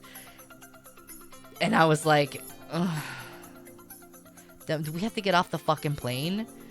And they're like, no, you don't have to get off the plane. We just need to change flight attendants. So, that took like another fucking hour for them to change flight attendants. And we're stuck on the airplane, on the tarmac, in this fucking airplane. And they finally got new flight attendants. And then we finally took off. Like, another hour after we were supposed to. So I was pissed at this point. I'm like, I just want to fucking go home. And and it was another few hour plane ride too to get home. So I was like, by the time I got home, it was like way later than I was fucking supposed to, which is the opposite of what I wanted because I took the fucking early flight at like 6 in the morning. Like, fucking got up at 6 in the morning to catch an early flight so I could get home early. But with all these fucking delays, I still got home late. So I was fucking angry at that point. I was like, I just want to go to bed. More tribute. Hey, Tricky! Thank you so much for the resub. I appreciate it. I will see you on Thursday. I'm super excited. I gotta tell you some fucking wild stories about AVN, bro. Some fucking wild stories. I love you, girl. I'm about to end my stream. I'm gonna pick someone who can fucking raid. Hang on. Yo, I'm gonna go raid Ariel because she's fucking hilarious. I'm raiding Ariel right now. Yo, should we raid Ariel with go to the doctor? Let's raid her with go to the doctor. Zolan, fix it. Let's raid her with go to the doctor. Yo, you all saw it. She said that she was gonna. Because I have to mom her ass. Because she... Listen, I love the shit out of her. And she's like such a really good friend to me. And she needs to fucking take care of herself. And I'm gonna fucking yell at her until she does. So, Zolan, fix the raid message. Yes, COD in 4K, right? We're gonna raid Ariel. Yo, I love the shit out of her. I do. TikTok, call the doctor. I don't even know if Zolan's around anymore to fix the raid message, but yo, just yell at her. Just say go to the doctor, Ariel. Just say go to the doctor, Ariel. I will see you guys on Wednesday. Listen, I can't punish her because that's what she wants. That's what she wants. I'll just disappointed mom stare at her. I will see you all on Wednesday. Zolan's streaming tomorrow. He'll give you his perspectives on all the strippers and all the shit that happened at AVN. Alright? I will see you Wednesday for Pokemon. I hope you all have a wonderful rest of your day. And go yell at Ariel for me. Ta-ta for now, my darlings. Mwah.